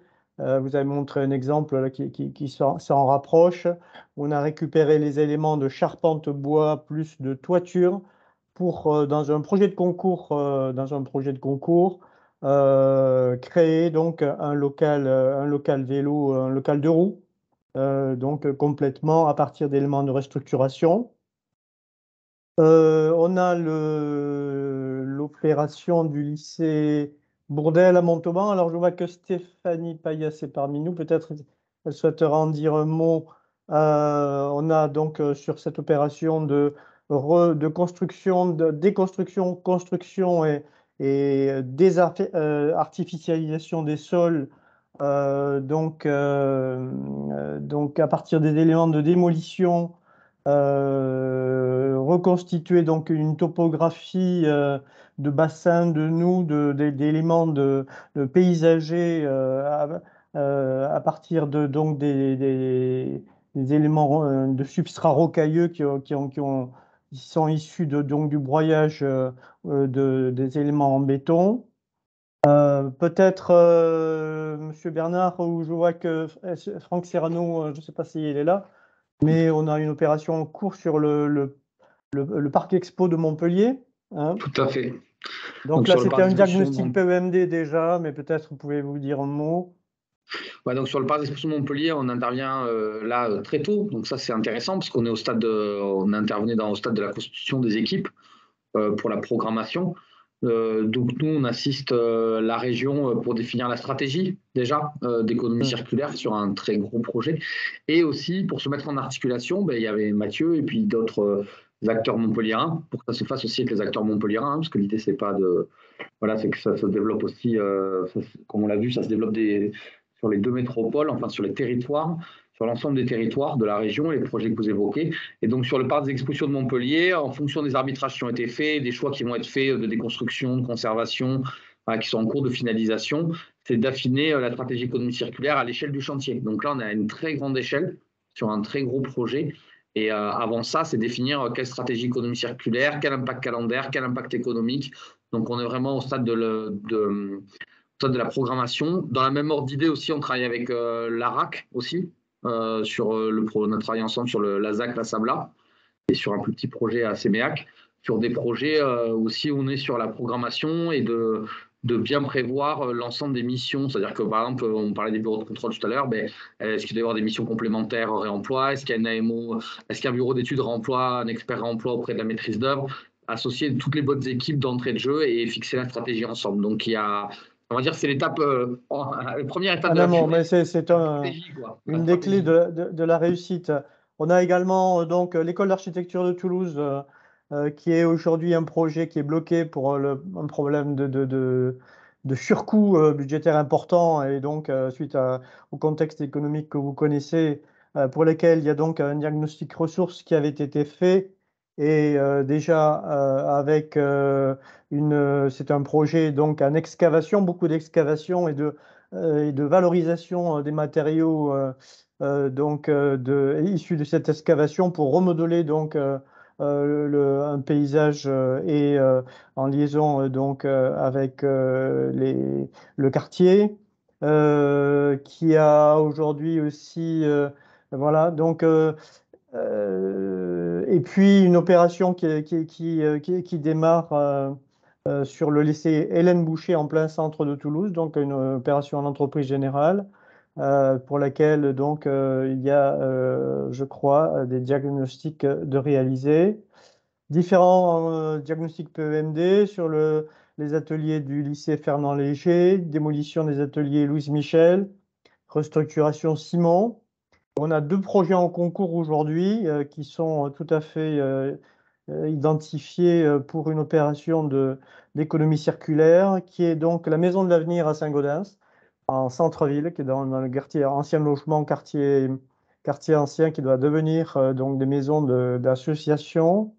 Et puis à Moissac, donc une démolition, puis requalification et extension du lycée François Mitterrand à Moissac. Voilà, ça fait une dizaine d'opérations à peu près qui pourraient être constituées donc sur des développements aujourd'hui en matière d'économie circulaire et sur lesquels on pourrait travailler. Voilà, on arrive peut-être à la fin de notre webinaire. Je ne sais pas s'il y a des questions orales qui peuvent s'exprimer. On a répondu dans le fil de conversation au fur et à mesure aux questions qui étaient posées. Moi, je vois une question sur le boutique éphémère peut-être de chantier de Oui. Béatrice Riel. Que faut-il prévoir en termes de déclaration administrative et assurantielle dans le cadre de la mise en place d'une boutique éphémère de chantier? Nous, on a fait quelques boutiques éphémères et on va en faire une là sur Montpellier. Cette boutique, en fait, les boutiques de chantier sont faites en partenariat avec l'entreprise de déconstruction. Donc, en fait, en termes de déclaration administrative assurantielle, l'idée, c'est de revendre à des prix symboliques des matériaux qui ont été démontés par l'entreprise de démolition. Donc, nous, comment ça se passe? Les entreprises de déconstruction, démolition déposent les éléments et sont commercialisés en pied de chantier dans la boutique. Donc, nous, c'est des boutiques qui sont ouvertes en général 2 jours, un vendredi, un samedi au public, aux riverains principalement. Et les matériaux sont vendus donc vraiment à prix symbolique, et il y a un bon de cession qui est cédé. Les particuliers qui récupèrent, qui achètent les matériaux, signent un bon de cession en disant qu'ils s'engagent déjà à pas se retourner contre le maître d'ouvrage. Et donc la propriété passe du maître d'ouvrage public au particulier qui a acheté, et qui s'engage également à réemployer ces matériaux dans le cadre de travaux réalisés par eux-mêmes. Et donc, voilà, c'est juste un bon de cession qui permet de tracer, et une facture qui permet également de tracer également administrativement la vente. Il n'y a pas beaucoup d'autres contraintes. La seule contrainte, c'est d'organiser un espace sur le chantier où le grand public peut venir pénétrer sur un chantier de déconstruction. En général, c'est toujours compliqué. Donc, arriver à sécuriser nous, par exemple, sur un EHPAD, c'était en début de chantier. Une fois que le curage sélectif a été fait, C'était le hall d'accueil de l'EHPAD qui a été vraiment sécurisé avec des palissades pour permettre au grand public de venir juste dans un espace bien sécurisé pour voir les étalages, enfin les espaces de stockage des matériaux. Et donc, ils viennent récupérer. Et nous, on tient un petit comptoir, alors soit nous, soit d'autres partenaires selon le montage administratif et financier de la boutique éphémère. Mais voilà, on tient pendant 2 jours la boutique et il y a un petit comptoir de vente. Et après, on fait de la traçabilité par des bons de cession et des factures. Il y a Je une sais pas question de si- Magali concernant ces boutiques éphémères sur la communication. Quelle communication vous utilisez? On a vu tout à l'heure dans la présentation que là, il y avait une association de quartier qui avait travaillé sur des flyers. Mais peut-être Oui, vous avez alors la communication, c'est d'autres toujours un flux. grand sujet. On passe par principalement localement, on met des affiches dans le quartier, on passe par la presse locale. Alors ça va dépendre si vous êtes dans une petite ville ou dans une grande ville. Et après, on passe par des réseaux. Nous, on travaille beaucoup avec des réseaux d'artisans type la CAPEB. Et Envirobat aussi peut relayer les informations. Les écoles d'architecture et les professionnels de la construction, de l'éco-construction, les élus. Voilà, il y a un vrai travail, mais finalement, par des réseaux sociaux aussi sur LinkedIn. Voilà, donc voilà, il y a un petit travail, mais ça se fait bien. Merci, Monsieur Mutel. Voilà, donc on va terminer ce webinaire. À rappeler qu'au-delà de l'aspect économique que représente cette filière émergente, bien sûr, il y a aujourd'hui dans la RE 2020 la question du bilan carbone, dire que donc les matériaux réutilisés ont un bilan carbone nul, donc c'est intéressant dans la réutilisation. Et c'est vrai que ça a déjà été évoqué. Retenir que le processus d'intégration du réemploi se fonde sur une règle d'or qui est celle de l'anticipation le plus en amont possible des opérations et, je dirais, la nécessité d'accompagner les maîtrises d'œuvre à la fois dans les phases de déconstruction et de conception. Voilà. C'est un peu la conclusion que j'en retiens.